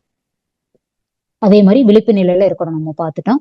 மூணாவது தற்சோதனை. இதுதான் திரும்பி திரும்பி இந்த சப்ஜெக்டுக்குள்ள வர்றதுக்கு ஏன் இந்த அளவுக்கு இம்பார்ட்டன்ஸ் கொடுத்து எல்லா ஹெட்டிங் கீழையும் தற்சோதனை கொடுத்திருக்காரு அப்படின்னா நம்ம தற்சோதனை பண்றது இன்னைக்கு நிகழ்வுகளை நடந்து முடிஞ்சதுக்கு அப்புறம் பேலன்ஸ் பண்ணிக்கிட்டே போறதுக்காக மட்டும் இல்ல, நடக்கும் போதே விழிப்பு நிலையில இருந்து தற்சோதனை பண்ணி பண்ணி ஒரு இன்சிடென்ட பண்ண ஆரம்பிச்சிட்டோம் அப்படின்னா ஒரு செயல் ஒரு தீய செயலா ஆரம்பிக்கிறதுக்கு முன்னாடியோ அது தீய விளைவுகளை ஏற்படுத்துறதுக்கு முன்னாடியோ சரி பண்ணி நம்ம நல்ல செயலா மாத்திக்க கூடிய கான்செப்டை நம்ம வளர்த்திக்க முடியும். அதுக்காக தான் ஒவ்வொரு ஜனமும் விழிப்பு நிலையோடவும் தற்சோதனை பண்ணி பண்ணி ஒவ்வொரு செயலையும் நம்ம பண்ணும்போது அதனுடைய விளைவு நன்மையாகவும் மகிழ்ச்சியானதாகவும் இருக்கும். ஓகே, இந்த அளவுல அடுத்ததா என்ன பார்க்க இருக்கிறோம் அப்படின்னா நம்ம கருமையத்தை களங்கப்படுத்தக்கூடிய செயல்கள் என்னென்னு பார்த்தோம் அப்படின்னா அதுல இருந்து நம்ம இந்த களங்கங்களை எப்படி போக்கிக்கலாம் அப்படின்னு நம்ம தெரிஞ்சுக்கலாம். இப்ப இவ்வளவு காலம் தான் நம்ம ஏற்கனவே சொன்னாலே ஒரு பயிர்களுக்கு இருக்கிற கலை நம்மளுக்கு கண்ணுக்கு பளிர்னு தெரியுது. இந்த பயிருக்கும் அந்த பயிருக்கும் பிசிக்கலா டிஃபரன்ஸ் இருக்கிறதுனால அதை நம்ம புடுங்கி எரிஞ்சிடலாம். நம்மளுக்கு உள்ள இருக்கிற தீய குணங்கள் இவ்வளவு நாள் நம்மளுக்கு பிசிக்கலாவே தெரியல, நம்மளுக்கும் தெரியல, உள்ள இருந்து அதை எப்படி எடுக்கணுங்கிறதும் நம்மளுக்கு தெரியல, மனவளக்கலையில வர்றதுக்கு முன்னாடி வரைக்கும் இல்லைங்களா. இப்ப வந்ததுக்கு அப்புறம் அது ஒரு பாத்திரமா இருக்குதுன்னு வச்சுக்கோங்க. இப்ப பால் பாத்திரம் இருக்கு, தினசரி தூங்குறதுக்கு முன்னாடி பால் எல்லாம் எல்லாத்துக்கும் ஆத்தி கொடுத்ததுக்கு அப்புறம் அந்த பால் பாத்திரத்தை நீட்டா சுத்தமா கழுவி திரும்ப ஒரு தடவை நல்ல தண்ணி ஊத்தி நீட்டா கழுவி வைக்கிறோம். எதற்காக? அதுல வாங்குற பால் கெட்டு போயிடக்கூடாது, அது காய்ச்சும் போது பால் திரிஞ்சு போயிடக்கூடாதுங்கிற ஒரு எண்ணத்துக்காக தானே நம்ம அந்த பால் பாத்திரத்தை தினசரி சுத்தம் பண்றோம்.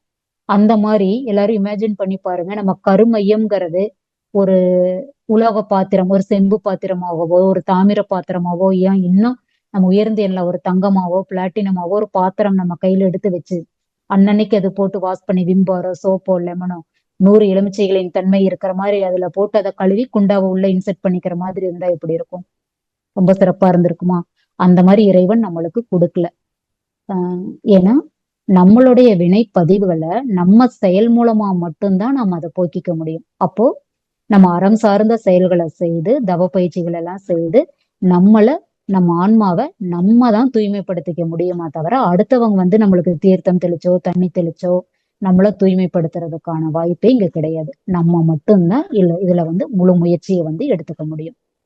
இதுல என்ன அப்படின்னா, ஒரு முறத்துல அரிசி இருக்கு. அரிசியில 1 2 கல்லு, கருப்பரிசி கல்லு, இந்த நெல்லினுடைய உமி இதெல்லாம் இருக்கும். அத என்ன பண்ணுவோம், நம்ம அத்தனை அரிசியும் ஒவ்வொன்னா பொறுக்கி தூர தூக்கி போட மாட்டோம். அது ரொம்ப டஃப்பான விஷயம். அதுல இருக்கிற 2 3 என்னென்ன இருக்குதுங்கிறது நம்மளுக்கு முதல்ல ஒரு மேலோட்டமா தெரியும். அதுக்கப்புறம் இந்த பெருசா இருக்கிற கல்லுகள்லாம் ஈஸியா கண்ணுக்கு தெரியும், அதை எடுத்து போட்டுருவோம். அப்புறம் சின்ன சின்ன தூசெல்லாம் நம்ம கையில எடுக்க முடியாத அளவுக்கு இருக்கும். அதை என்ன பண்ணுவோம் அப்படின்னா, இப்படி புடைச்சோம் அப்படின்னா அந்த தூசு ஆட்டோமேட்டிக்கா வெளியில போயிடும். இப்ப என்ன பண்றோம், நம்ம கிட்ட இருக்கிற கெட்ட விஷயங்களை வெளியில எடுக்கணும் அப்படின்னா நம்ம கிட்ட முதல்ல என்னென்ன கெட்ட விஷயங்கள் இருக்குதுன்னு தெரிஞ்சாதான் அது ஒவ்வொன்றா களையறதுக்கு உண்டான ஸ்டெப்பை நம்ம எடுப்போம். அதுக்கு அருட்தந்தை ஒரு கவி எழுதியிருக்கிறாங்க. கருமையத்தை களங்கப்படுத்தும் செயல்கள் அப்படின்னு எழுதியிருக்காங்க. அதுல நிறைவு பெறாமல் இருக்கும் ஆசைகளின் கூட்டம், நெஞ்சம் மனம் பேச்சிடை பிணக்காகும் பொய்கள், மறைமுகமாய் நேர்முகமாய் பிறர் உளம் வருத்தல், மற்ற உயிர் சுதந்திரமும் வாழ்வின் வளம் பறித்தல், நிறைவளிக்கும் பொறாமை சினம் வஞ்சம் காத்தல், நெறி பிறந்த உணவு உழைப்பு உறக்கம் உடலுறவு கரைப்படுத்தும் எண்ணம், இவை கருமையம் தன்னை களங்கப்படுத்தி விடும் கருத்தோடு சீர் செய்வோம் அப்படின்னு கொடுத்தாரு. ஓகேங்களா? நேரம் முடிஞ்சிருச்சுன்னு மெசேஜ் வந்தது. ஒரு 2 நிமிஷம் நான் அதை பேசி அடுத்தது நிறைவு பண்ணிக்கலாம். இப்ப நம்ம கிட்ட களங்கங்கள் என்னென்ன இருக்குது அப்படின்னு அருட்தந்தை ஒரு லிஸ்ட் அவுட் பண்ணியே கொடுத்துட்டாரு. இதுல பாத்தீங்கன்னா ஆசைகளின் கூட்டத்தையே நம்ம கருமையத்துல சுமத்தி வச்சிருக்கிறோம். அது போக 6 தீய குணங்களை வச்சிருக்கிறோம். விலங்கின பதிவுகளான பிறருடைய வாழும் சுதந்திரத்தையும் பிறர் வளங்களை பறிச்சு வாழ்றதுக்கு உண்டான இதுவும் கருமையத்துல ஏற்கனவே இருக்கு. அதற்கப்புறம் இந்த 5 அளவு முறை இல்லாதது, இது எல்லாம் தான் அதுக்கப்புறம் எண்ணம் சொல் செயல்லையும் தூய்மை இல்லாம இதெல்லாமே சேர்ந்து ஒரு கருமையத்தை களங்கப்படுத்திடும் லிஸ்ட் அவுட்டும் போட்டு கொடுத்துட்டாரு. இப்போ ஒரு நல்ல விஷயத்துக்குள்ள தீமை என்ன இருக்குதுன்னு தெரிஞ்சுட்டு அந்த தீமையை மட்டும் எடுத்து அந்த கல்லுல இருந்து அரிசியை நீக்கிற மாதிரி நீக்கிடலாமா? இப்ப தீய விஷயங்களை நம்ம தெரிஞ்சுக்கிட்டோம். அதை எப்படி போக்கிக்கணுங்கிற தவப்பயிற்சியும் அகத்தாய்வு பயிற்சியும் நம்ம முழுவதுமாக தெரிஞ்சுக்கிட்டோம். இப்ப என்ன பண்ணணும், இதை நம்ம கிட்ட இருந்து முழுவதுமா போக்கிக்கிறதுக்கு ஒரே ஒரு வழிமுறை, குரு நம்மளுக்கு காட்டிய பாதை என்ன அப்படின்னா, தவம், தற்சோதனை, அறநெறி வாழ்க்கை. அறநெறினா என்ன நம்மளுக்கு எல்லாத்துக்குமே தெரியும். ஒழுக்கம் கடமை ஈகை. ஒழுக்கம்ங்கிறது தனக்கோ பிறருக்கோ இப்ப மட்டும் இல்ல பிற்காலத்திலோ உடலுக்கோ மனதுக்கோ உணர்ச்சிக்கோ ஏன் கற்பனைக்கோ கூட துன்பமில்லாத செயல்கள் எல்லாமே இன்பமான செயல். அதுதான் ஒழுக்கம். அதுதான் புண்ணிய பதிவும் கூட. இதுக்கு முரணானதெல்லாம் புத்தி மிக்கோர் பாவம் என விளங்கி கொள்வர் அப்படின்னு சொல்லியிருக்காரு. இதுக்கு முரணான செயல்பாடுகள் எல்லாம் பாவ பதிவுகளை தான் கொடுக்குங்கிறதையும் தெரிஞ்சுக்கிட்டோம். 5 அளவு முறை வேணுங்கிற தெரிஞ்சுக்கிட்டோம். 6 தீய குணங்களை நிறை குணங்களா மாத்தணுங்கிறதையும் அகத்தாய்வுல நம்ம தெரிஞ்சுக்கிட்டோம் இல்லைங்களா? இப்ப கடமையில நான் ஏற்கனவே சொன்ன மாதிரிதான், இந்த உணவு உடை இருப்பிடம் இருந்து கொடுத்த சமுதாயம் தனக்கு தன் சக்திக்கு தகுந்தபடி திருப்பி தருகின்றேன் என்ற நிஷ்காமிய பேரறதான் சமுதாய கடன். தான் குடும்பம் சுற்றம் ஊரார் உலகோர் காற்றும் கடமை முறையே முக்கியம் கெடாமலும் பார் ஒன்றினால் மற்ற. சமுதாயத்துக்கு செய்யக்கூடிய கடமைகளை சிறப்பா இருக்கணும். அடுத்தது ஈகை. எந்த ஒரு எதிர்பார்ப்புமே இல்லாம ஒரு உயிர் துன்பப்படும் போது அந்த துன்பத்தை போக்கக்கூடிய அளவுல நம்மளுடைய ஈகை அது எப்படி இருக்கலாம்னா பொருள் அளவுல இருக்கலாம், ஒரு பணம் சார்ந்ததாக இருக்கலாம். எதுவுமே நம்மளால முடியாதுங்கிற போது மனதளவுல அவங்களுக்கு மனதார தவம் பண்ணி வாழ்த்துறது கூட ஒரு தொண்டு ஈகை தான்.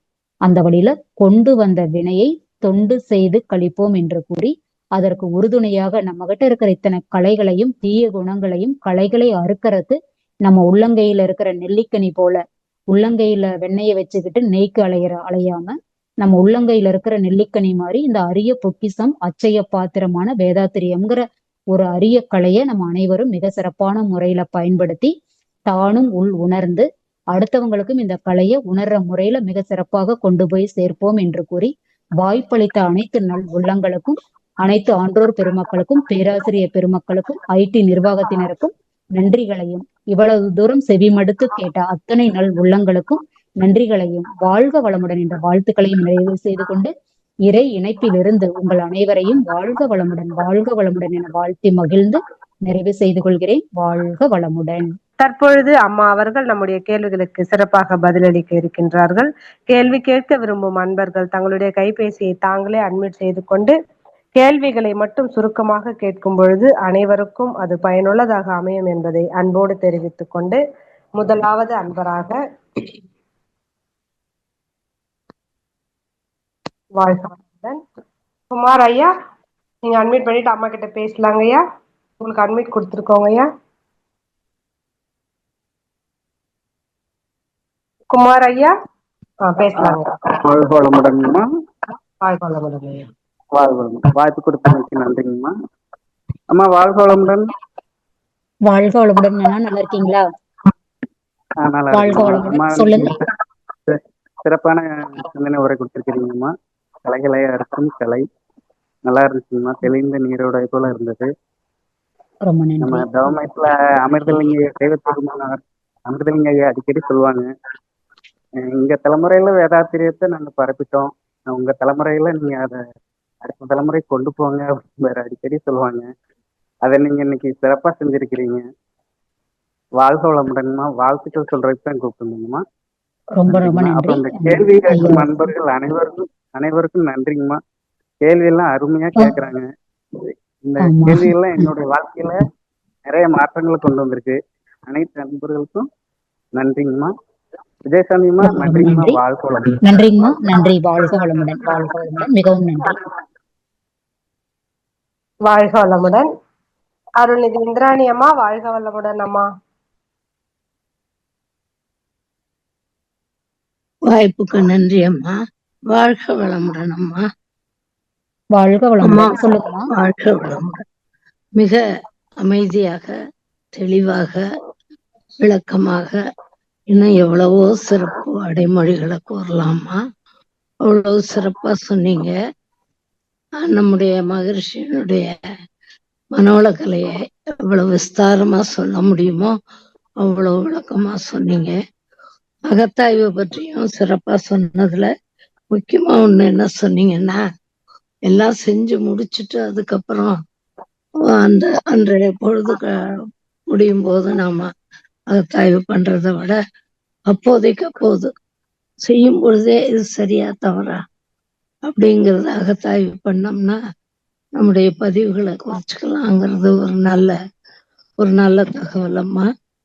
அதே மாதிரி நன்றிங்கம்மா. நிறைய விஷயங்கள் அம்மா, நிறைய தகவல்கள் அழகா சொன்னீங்க. பொறுமையா எல்லாரும் கவனிக்கிற மாதிரி அவ்வளவு நல்லா சொன்னீங்க அம்மா. வேற ஒன்னும் சந்தேகம் எல்லாம் வழியே இல்லை. அவ்வளவு அழகா சொல்லிட்டீங்க. வாழ்த்துக்கள் அம்மா. உங்களை வாழ்த்து கூப்பிட்டேன். ரொம்ப வாழ்க வளமுடன். வாழ்க வளமுடன் அம்மா. வாழ்க வளமுடன். நன்றி அம்மா. வாய்ப்புக்கு நன்றி அம்மா. நன்றி அம்மா. வாழ்க வளமுடன். வாழ்க வளமுடன் அம்மா. நன்றி அம்மா. வாழ்க வளமுடன் அம்மா. கல்யாண சுந்தரம் ஐயா, நீங்க அட்மிட் பண்ணிட்டு அம்மா கிட்ட பேசலாங்க ஐயா. அம்மா வாழ்க வளமுடன் அம்மா. வாழ்க வளமுடன். வாழ்க வளமுடன் ஐயா. சொல்லலாம் ஐயா. உங்களுடைய உரை மிக சிறப்பாக இருந்ததுமா. என்னுடைய கேள்வி என்னன்னா, இப்ப நம்ம சமுதாய கடமை என்னும் போது எந்தெந்த செயல்கள்லாம் அந்த சமுதாய கடமைகள்ல வரும் கொஞ்சம் விளக்கமா சொல்ல முடியுமாமா, ஒரு உதாரணத்தோட? சொல்லலாம் ஐயா. இப்போ நம்ம சமுதாய கடமைங்கும் போது நம்ம சமுதாயம் சொன்னோம்னா நம்ம ரொம்ப பரந்த அளவுல ஃபர்ஸ்ட் எடுத்தோடனே பார்க்க முடியாது. நம்ம ஒரு வீதியில தானே நம்ம குடியிருக்கிறதுக்குன்னு ஒரு ஏரியா இருக்குன்னா அதுக்கு ஒரு ரோடு, ஒரு வீதின்னு ஒண்ணு இருக்கும் இல்லைங்கய்யா. ஆமா. அத முதல்ல நம்ம எடுத்துக்கிட்டோம்னா அங்க இருந்து நம்ம ஆரம்பிக்கணும். இப்ப நம்ம வீட்டுக்கு அடுத்ததே நம்ம சமுதாயம் போது நம்ம இருக்கிற ஒரு ஏரியா, ஒரு வீதி 2 வீதியில ஆரம்பிச்சு அந்த ஏதாவது இயலாத மனிதர்களுக்கு நம்மள ஏதாவது உதவி பண்ண முடியுதா, யாராவது நம்ம கிட்ட ஏதாவது உதவி கேட்கற மாதிரி இருந்தாங்கன்னா கேட்டாதான் நம்மளுக்கு தெரியும். கேட்கும் போதே அதை செய்யலாம். அல்லது ஃபார் சரிங்கம்மா. எக்ஸாம்பிள் அந்த ஒரு பர்டிகுலர் ஏரியாவுல ஏதோ ஒரு வசதி வாய்ப்பு குறைவா இருக்குதுன்னு வைங்க, ஒரு ஸ்ட்ரீட் லைட் இல்லாம இருக்கு, ம். அல்லது அந்த ரோடு வந்து ரொம்ப குண்டும் குழியுமா இருக்கு, மழை தண்ணி தேங்கி நிக்கும், அதனால ஒரு கொசு வருது, வண்டி வாகனங்கள் போக முடியல, நிறைய விபத்துகள் வருது அப்படின்னா நம்ம மட்டும் தனியாளாவும் ஹெல்ப் பண்ணலாம், அல்லது 2-3 நண்பர்கள் சேர்ந்து நம்ம வீட்டுக்கிட்ட இருக்கிற இடத்த நம்ம சரி பண்ணிக்கலாம். இது நம்ம சரிங்கம்மா. சமுதாயத்துக்கு செய்ய வேண்டிய ஒரு கடமைதான் இல்லைங்களா? ஆமாம்மா. இப்போ நம்ம போற வழியில, நம்ம வீட்டுக்கிட்ட இருந்து நம்ம வேலைக்கு போற வழியில யாரோ ஒருத்தர் ஒரு உதவின்னு கேட்டு இருக்காங்க, ஒரு சாப்பிட்டு வரல, எனக்கு இப்ப சாப்பாடு வேணும் அப்படின்னா ஒரு சாப்பாடு வாங்கி கொடுக்கறது, ஒருத்தருக்கு ஒரு வயசானவங்களுக்கு ஒரு ஃபோன் பண்ண தெரியல அப்படின்னா அவங்க போன்ல, நம்ம போன்ல இருந்து ஒரு ஃபோன் பண்ணி கொடுக்கறது, ஒருத்தருக்கு ஒரு லிஃப்ட் கொடுத்து ஒரு இடத்துல கொண்டு போய் இறக்கி விடுறது, அந்த மாதிரி இன்னைக்கு நம்மளால என்ன முடிஞ்ச உதவிகளை செய்யறோமோ அது கூட நம்ம சமுதாயத்துக்கு செய்யக்கூடிய கடமை தாங்கய்யா. ஆமாம்மா. இப்ப சின்ன இதுல இருந்து நம்ம ஆரம்பிச்சோம் அப்படின்னாதான் இப்ப ஒட்டுமொத்த சமுதாயத்துக்கு செய்யறது என்ன அப்படின்னா, ஒரு பொது நிகழ்வு ஒரு இடத்துல நடக்குது, அங்க போய் நம்ம ஏதாவது முடிஞ்ச உதவியை, ஒரு சாப்பாடு பரிமாறுறது, அப்புறம் யாராவது மருந்து மாத்திரைகள் வந்து அந்த ஏரியாவுல வந்து ஒரு சுகாதார நிலையத்துக்கு ஏதாவது ஹெல்ப் பண்றது, அதே மாதிரி ஒட்டுமொத்த அன்பர்கள் சேர்ந்து ஒரு நூலகம் அமைக்கிறது, அந்த ஏரியாவுல இருக்கிற ஒரு கவர்மெண்ட் ஸ்கூலுக்கு போய் நம்ம பயிற்சி முறைகளை சொல்லி கொடுக்கறது, அங்க இருக்கிற ஆண் பெண் பள்ளி மாணவர்கள் 11வது 12வது மாணவர்களுக்கு இந்த காயகல்ப பயிற்சிகளை சொல்லி கொடுக்கறது, அந்த மாதிரி அறிவார்ந்த முறையில செய்யறதும் சமுதாய கடமைதான். நம்ம பொருள் சார்ந்த முறையில இப்போ பார்த்தோம்னா வெளியூர்லதான் ஒரு, இப்போ பார்த்தோம்னா ஸ்ரீலங்கா, இலங்கையில ஒரு வெள்ளப்பெருக்கு ஏற்பட்டுருச்சு அப்படின்னா இங்க இருந்து நம்ம பொருளாவோ பணமாவோ அனுப்பி வைக்கிறது கூட ஒரு சமுதாய தொண்டுதான். நம்ம பக்கத்து வீதியில ஒருத்தர் முடியாம இருக்கிறாரு, அவங்களுக்கு யாருமே பாத்துக்கிற ஆள் இல்லை அப்படின்னா அவங்களுக்கு ஒரு பொருள் வாங்கி கொடுக்கறது கூட நம்ம செய்யக்கூடிய ஒரு தொண்டுதான். நம்மளால வசதி வாய்ப்பு நேரம் நம்ம சூழல் எந்த அளவுக்கு ஒத்து வருதோ அந்த அளவுக்கு நம்ம சமுதாய கடனை வந்து செய்யலாம் ஐயா. வாழ்க வளமுடன். மிகவும் சிறப்புங்கம்மா, நன்றிங்கம்மா, வாழ்க வளமுடன். ஐயா நெக்ஸ்ட் நினைக்கிறேம்மா. ஓகேங்கம்மா, வாழ்க வளமுடன். நன்றி. கிருபாநிதி அம்மா அவர்களை அன்போடு அழைக்கின்றோம். வாழ்க வளமுடன் அம்மா. நாகராணி அம்மா வாழ்க வளமுடன். அம்மா வாழ்க வளமுடன். அம்மா வாழ்க வளமுடன். அம்மா வாழ்க வளமுடன். வாழ்க வளமுடன். சொல்லுங்க. ஆமா, ரொம்ப அமைதியா சிறப்பா இருந்தது, ரொம்ப நல்லா இருந்தது. நீரோட மாதிரி ஒரு சவுண்ட் ஏறி, அது ரொம்ப இந்திராணி அம்மா சொன்னது மாதிரி பல மாதிரி விதைக்கலாம். இதுல வந்து அவங்க சொல்ல மாதிரி கேள்வி பதிலுக்கே இல்லை, ஆனா அந்த பெருந்தன்மை தகைமை ரெண்டையும் ஒன்னா எடுத்துக்கலாமா? அந்த பெருந்தன்மைங்கிற, ஆமாங்க ஐயா, பெருந்தன்மை தான் அந்த பெருந்தகைமையை வந்து ஏற்படுத்தி கொடுக்கும் ஐயா. ஓ, அது தலைப்பு வேற இல்ல. அது ஏமா 5 தலைப்பு சொன்னீங்க, நுண்பா நுழைவு அப்படி அந்த மாதிரி. இந்த நான் நினைச்ச பெருந்தன்மை வேற, தகைமைனா அது வேறையோ அப்படிங்கிற ஒரு சிந்தனை. அதுக்கு பிறகு ஐயா இப்ப வந்து அந்த 5 வல்லமைகளை நம்ம பெருக்க சொல்லியிருக்காரு இல்லைங்களா? அதுல வந்து நுண்மான் நுழைப்புலன் அறிவு, ஏற்பு திறன், தகமைதல், பெருந்தன்மைன்னு தான் கொடுத்திருக்காங்க.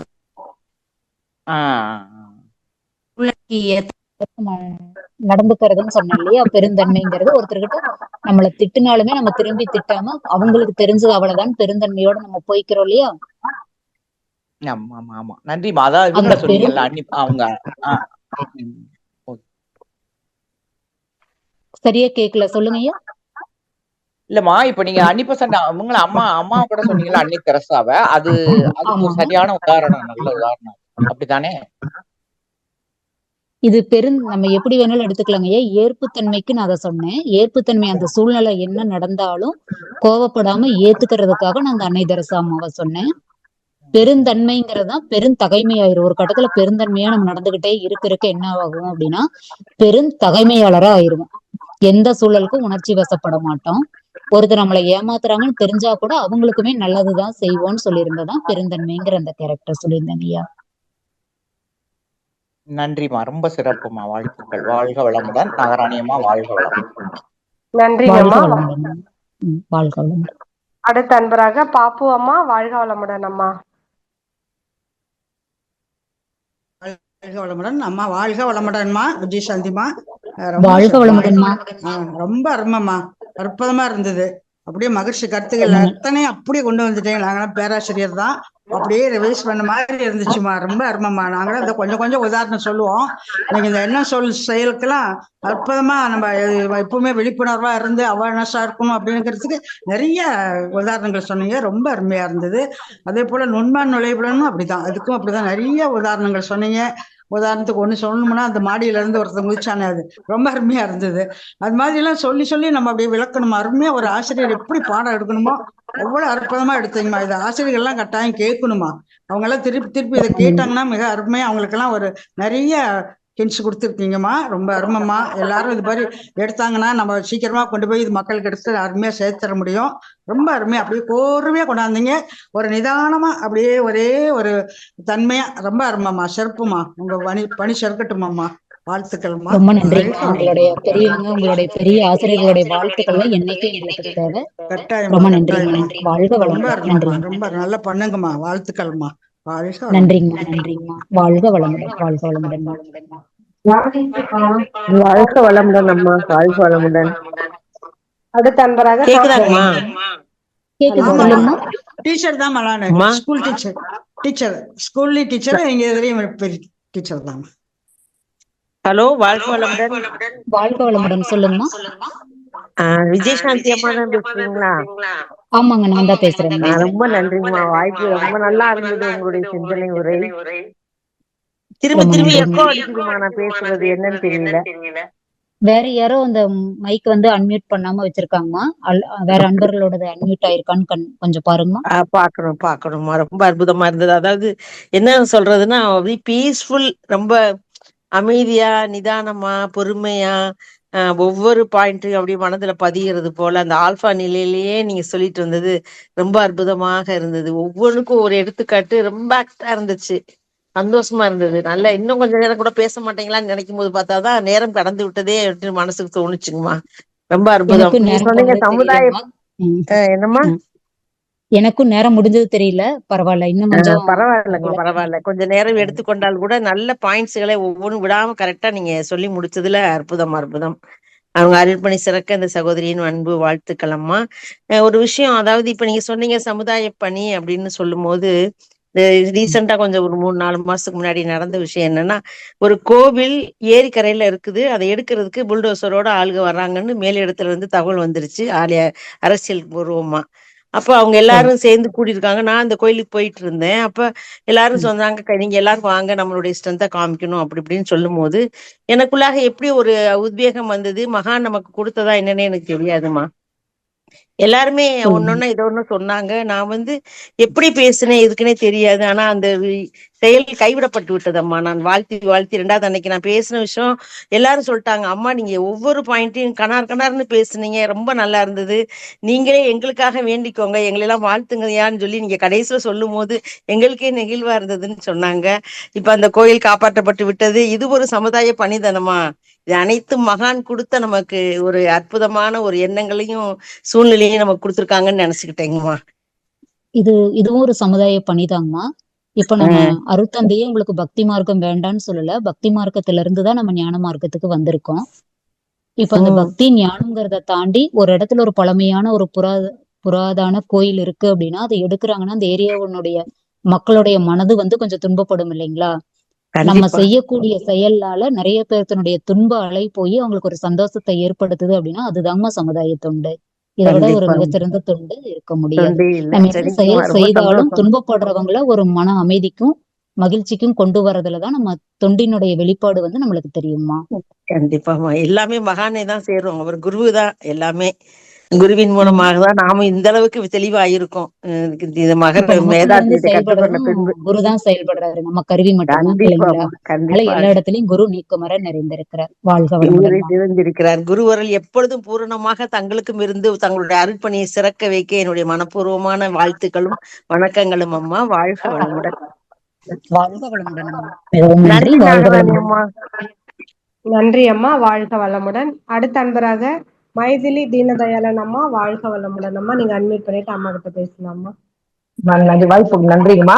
அம்மா வாழ்க வளமுடன். இது வரைக்கும் ஒருத்தர் கூட நான் வாழ்த்தி பேசுனதே கிடையாது.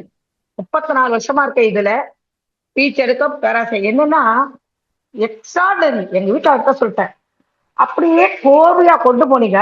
எல்லாரும் வெட்டி தலைகுனிகிற மாதிரி. ஏன்னா நான் இவ்வளவு வருஷம் இருக்கனால எப்படி நடத்துறாங்க. ரெண்டாவது இப்போ எஸ்ஏஆர்னு ஒரு கான்செப்ட் வந்த பிறகு ஒரு கிளாஸ் எடுக்கணும், எழுதணும், பண்ணணும். இப்படி சுவாமிஜியில நாம உணர்ந்து திரும்பி நம்ம அதை கொண்டு போய் அதனால அவங்களுக்குள்ள மாற்றம் வரணும் அந்த நினைப்பு இல்லை. இன்னைக்கு அப்படியே எல்லாரும் செதுக்கி எடுத்துட்டீங்க. ரொம்ப ஆர்வமா நல்ல நீண்ட ஆயுளோட நல்ல இறையருள் குருல எப்போ துணை இருக்கணும். நீங்கள் பூர்ண உடல்நலம் நீலாயுள் நிறை செல்லும் உயர்ப்புகள் மெஞ்ஞானத்தை ஓங்கி வாழ்க உடன் இறையருள் குரு துணை நிற்கட்டும். வாழ்க உடன். ஃபர்ஸ்ட் டைம் ஆழியார்ல வாழ்த்து பேசுங்க உங்களதான். ரொம்ப வாழ்க நன்றி. வளமுடன்மா. வாழ்க வளமுடன். வாழ்க வளமுடன். நிச்சயா ப்ரே பண்ணுவோம். நேர்ல வந்து வாழ்த்துன மாதிரி ஒரு ஃபீல் இருக்கு. ரொம்ப நன்றி. எக்ஸலண்ட்மா, எக்ஸலண்ட்மா. எனக்கு ஆக்சுவலா பள்ளியில அந்த இது பட்டு நாக்கு கொஞ்சம் வீங்கி இருக்குது. ஆனாலும் இன்னைக்கு வாழ்த்தணும் வந்தேன். ரொம்ப நன்றி. பேச வேற பாத்துட்டேன். டெய்லி வாழ்த்து. ரொம்ப நன்றிங்கம்மா. வாழ்க வளமுடன். வாழ்க வளமுடன். வாழ்க வளமுடன்.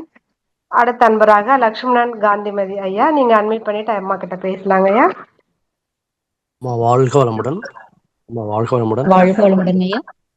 உரை ஃபுல்லா கேட்க முடியலமா. ஒரு கேள்வி பதில் நிகழ்ச்சியில தான் கலந்துக்கிட்டேன். ஒவ்வொருத்தவங்க சொல்றதோட இது நல்லா இன்ஸ்பிரேஷனா இருந்தது. ஏன்னா பொதுவாக சொல்ல வேண்டியது என்னன்னாமா, இப்போ ஒரு நீர் என்னைக்கு நம்ம சத்தியபிரமாணம் எடுக்கிற மாதிரி இந்த வருஷத்துலேருந்து நான் எல்லா விஷயங்களும் நல்லா சரியா பண்ணுவேன், இது இப்படி இருப்பேன் அப்படி இருப்பேன்னு எல்லாம் சொன்னாலும் ஒரு 4 நாள் பண்றோம், 5ஆவது நாளுக்கு அப்புறம் திரும்பி பழைய மாதிரி என்ன ஒரு செயல் செய்யறோமோ அந்த இதுக்கு நிலைமைக்கு ஒரு குடும்ப சூழலோ மாறிக்குது. இது என்னடா திரும்பி இந்த மாதிரி வருது. இப்ப அந்த சூழலை அதை ஏத்துக்கிற மாதிரி ஒரு மனப்பக்குவம் போயிட்டே இருக்குமா. இப்படிதான் அந்த மாத்தி மாத்தி அந்த நிகழ்ச்சிகள் நடக்குதே ஒழிய தொடர்ச்சியான ஒரு இம்ப்ரூவ்மெண்ட் இருக்கான்னா தொய்வு இருந்துட்டு தான் இருக்கு. அப்ப அதை எப்படிமா சரி பண்றது? வாழ்த்துக்கள்மா. வாழ்க்கை சொல்றேன். அதுக்கு ஒரு எல்லா பணியிலுமே ஒரு தொய்வு வர்றதுக்கு என்ன காரணம் அப்படின்னா, நம்மளுடைய அந்த அறிவுல இன்னும் கொஞ்சம் நம்ம மேன்மையை ஏற்படுத்திக்கிறது ஒரு பாயிண்ட் ஆஃப் வியூ. இன்னொன்னு என்ன அப்படின்னா, நம்ம அந்த தற்சோதனை பண்ண என்ன பண்ணுவோம் அப்படின்னா, அதுல இன்னும் கொஞ்சம் ஆழ்ந்து பண்றது. பிளஸ் தவ பயிற்சிகளை இன்னும் கொஞ்சம் நம்ம கூட்டிக்கிட்டோம் அப்படின்னா, அந்த நம்ம ஏற்படுத்திக்கிட்ட அந்த ரெசல்யூஷன்ல ஒரு கான்ஸ்டன்ட் இப்படிதான் இருக்கணும்னு அந்த மன திடத்தை எது கொடுக்கும் அப்படின்னா தற்சோதனை தாங்க ஐயா கொடுக்கும். இப்ப என்ன பண்றீங்க, இப்ப நம்ம ஒண்ணு நினைக்கிறோம். ஃபார் எக்ஸாம்பிள் இந்த நியூ இயர்ல இருந்து நான் ஈவினிங் இந்த ஒரு வேலையை பிக்ஸ் பண்ணிக்கிட்டீங்க, இதை நம்ம தவறாம பண்ணணும்னு பண்றீங்க. இப்ப ஃபார் எக்ஸாம்பிள் அதுக்கு நம்ம உதாரணமே எடுத்துக்கலாமே. ஈவினிங் நிறைய பேர் சொல்லுவாங்க நம்ம சாயந்தர காயக்கல்பமே பண்றது இல்லைங்க, நேரம் இல்லைன்னு சொல்றாங்க இல்லைங்களா. இது 4 நாள் பண்ணுவாங்க. நியூ இயர்ல இருந்து ஈவினிங் விட்டுறக்கூடாதுன்னு பண்ணுவாங்க. 5ஆவது நாள் விட்டுருவாங்க. இது எப்படின்னா, அந்த நேரம் இல்லைங்கிற அந்த நெகட்டிவ் தாட்டை நம்ம மனசுக்குள்ள போட்டு அதுக்கு அதிக முக்கியத்துவம் கொடுக்கறதுனால நேரமே இருந்தாலும் நம்ம மனசு அந்த நேரத்துக்கு நம்மள சூழலை ஏற்படுத்தி கொடுக்காது. அப்ப என்ன பண்ணணும், எப்படியாவது இதை நான் செஞ்சிருவேன்னு முதல்ல நம்ம மேல நம்ம நம்பிக்கை வரணும். பாசிட்டிவ் எண்ணங்களையே நம்ம நினைக்கணும். நெகட்டிவ் தாட்ஸ் உள்ள பீப்புள் கூட நெகட்டிவ் விஷயங்களோட நம்ம கொஞ்சம் டிட்டாச்மெண்ட் அதை ஒதுக்கி வச்சிடணும். மேக்சிமம் நம்ம பாசிட்டிவான அன்பர்கள் கூடயும் பாசிட்டிவாக எண்ணங்கள் கூடயுமே தான் நம்ம டிராவல் பண்ணணும். அகத்தாய்வுல எது நம்ம இதை பண்ண போறோம் நம்ம முடிவெடுத்து என்ன முறையில பண்ண போறோம்னு ஒரு வழிகாட்டுதல் எடுத்து வைக்கிறவங்க இல்லைங்களா, இதுபடிதான் பண்ண போறோம்னு ஒரு ரெசல்யூஷன் வருது இல்லையா. அதுல நிலைச்சு நிக்கிறதுக்கு அகத்தாய்வோட 2 மடங்கு தவம், காலையிலயும் சாயந்தரம் தவம் பண்ண என்ன ஆகும் அப்படின்னா, நம்ம எடுத்துக்கிட்ட அந்த கான்செப்ட்ல துல்லியமாகவும் தெளிவாகவும் திடமாகவும் நிக்கிறதுக்கு அகத்தவம் ஒரு முக்கிய காரணமே. நீங்க தவம் பண்ண அந்த நிலைப்புல இருந்து வெளியில போகவே மாட்டீங்க. தவம் பண்ணிட்டு நம்ம அந்த எண்ணங்களை அகத்தாய் அதுல ஸ்ட்ராங்கா பண்ண ஆரம்பிச்சிடும். ஆமா. இப்போ ஃபார் எக்ஸாம்பிள் இது இப்படியே உள்டாவா பாருங்க, ஒரு தீய எண்ணம் வந்துகிட்டே இருக்குதுன்னு வைங்க, அதனால ஒரு மோசமான பின்விளைவை ஏற்படுத்துங்கிறது நம்மளுக்கும் தெரியும். என்ன நினைப்போம், இன்னையில இருந்து இந்த எண்ணத்துக்கே ஒரு வழிவிடக்கூடாது, இல்ல அந்த எண்ணத்தை ஏற்படுத்துற அன்பர் கூட சேரக்கூடாது அப்படின்னு ஒரு எண்ணத்தை போடுறீங்க அப்படின்னா, ஆனா புலன்கள் அந்த மயக்க வழியிலேயேதான் போக நினைக்கும். அத திரும்ப தவத்துல உட்காந்து என்ன சூழல் வந்தாலும் நான் அந்த தீ எண்ணத்து வழி போகக்கூடாது, குருவே நீங்க எனக்கு துணை புரியணும்னு தவம் முடியும் போது அந்த எண்ணத்தை எண்ணி நீங்க சங்கல்பம் பண்ண நாளடைவுல அதுக்கு பதிலா மேல வேற நல்ல அந்த சிந்தனை வரும்போது எல்லாம் அதற்கு பதிலா மாற்று நல்ல எண்ணத்தை அந்த இடத்துல நினைச்சுக்கிட்டே இருந்தீங்க அப்படின்னா ஆட்டோமேட்டிக்கா நம்ம என்னென்ன காரியத்தை அதுபடி நம்மளால முடிக்க முடியும். சிறப்புங்கம்மா. உங்க நம்பர் கொஞ்சம், ஃபோன் நம்பர் கொஞ்சம் போடுங்கம்மா. வாழ்க வளமுடன்ம்மா. போன் நம்பர் இப்ப அம்மாவை கீழே ஸ்கிராலிங்ல பண்ண சொல்றேன், அப்படியே எடுத்துக்கிறீங்களா? அல்லது நீங்க எடுத்துக்கிறேம்மா. குறிச்சுக்கிட்டாலும் பக்கத்துல பென் இருந்தா அல்லது எதை எழுதிக்கிறதுனால எழுதிக்கிறோம். சொல்லுங்கம்மா. 999 ஒரு நிமிஷம்மா. 999 469 469 76 76 57. 57. ஓகேம்மா. ஆமாங்க. ஓகேம்மா. நன்றிங்கம்மா. வாழ்த்துக்குமா. ஓகேங்க. வாழ்க வளமுடன். வாழ்க வளமுடன். வாழ்க வளமுடன் அம்மா. வாழ்க வளமுடன்மா. யாருக்கும் கேள்வி வரலாமா? நிறைவு செஞ்சுக்கலாமாம்மா? நிறைவு பண்ணிக்கலாங்கம்மா. நானும் லஞ்ச் முடிச்சுட்டு ஆபீஸ் கிளம்பணும். நிறைவு பண்ணிக்கலாங்கம்மா. நிறைய பேர் சாட் பாக்ஸ்ல வந்து போட்டிருக்காங்கம்மா, உங்களுக்கு வாழ்த்து தெரிவிச்சிருக்காங்க. ரொம்ப சிறப்பா இருந்தது அப்படின்னு நிறைய பேர் போட்டிருக்காங்கம்மா. ரொம்ப அருமையா இருந்ததுமா. ஆரம்பத்துல இருந்து முடிக்கிற வரைக்கும் அந்த ஃப்ளோ நிறைய உதாரணங்களோட ரொம்ப சிறப்பா ஆழமா எடுத்து சொன்னீங்க. மிக்க நன்றி அம்மா. வாழ்க வளமுடன். ரொம்ப நன்றிங்கம்மா. நான் தான் உங்களுக்கு வந்து நன்றி சொல்லணும். இந்த வாய்ப்பு கொடுத்து இவ்வளவு நேரம் நீங்களும் கோஆர்டினேட் பண்ணி இந்த விழாவை மிக சிறப்பா நடத்தி கொடுத்த நீங்களும் உங்கள் அன்பு குடும்பமும் வாழ்க வளமுடன் அம்மா.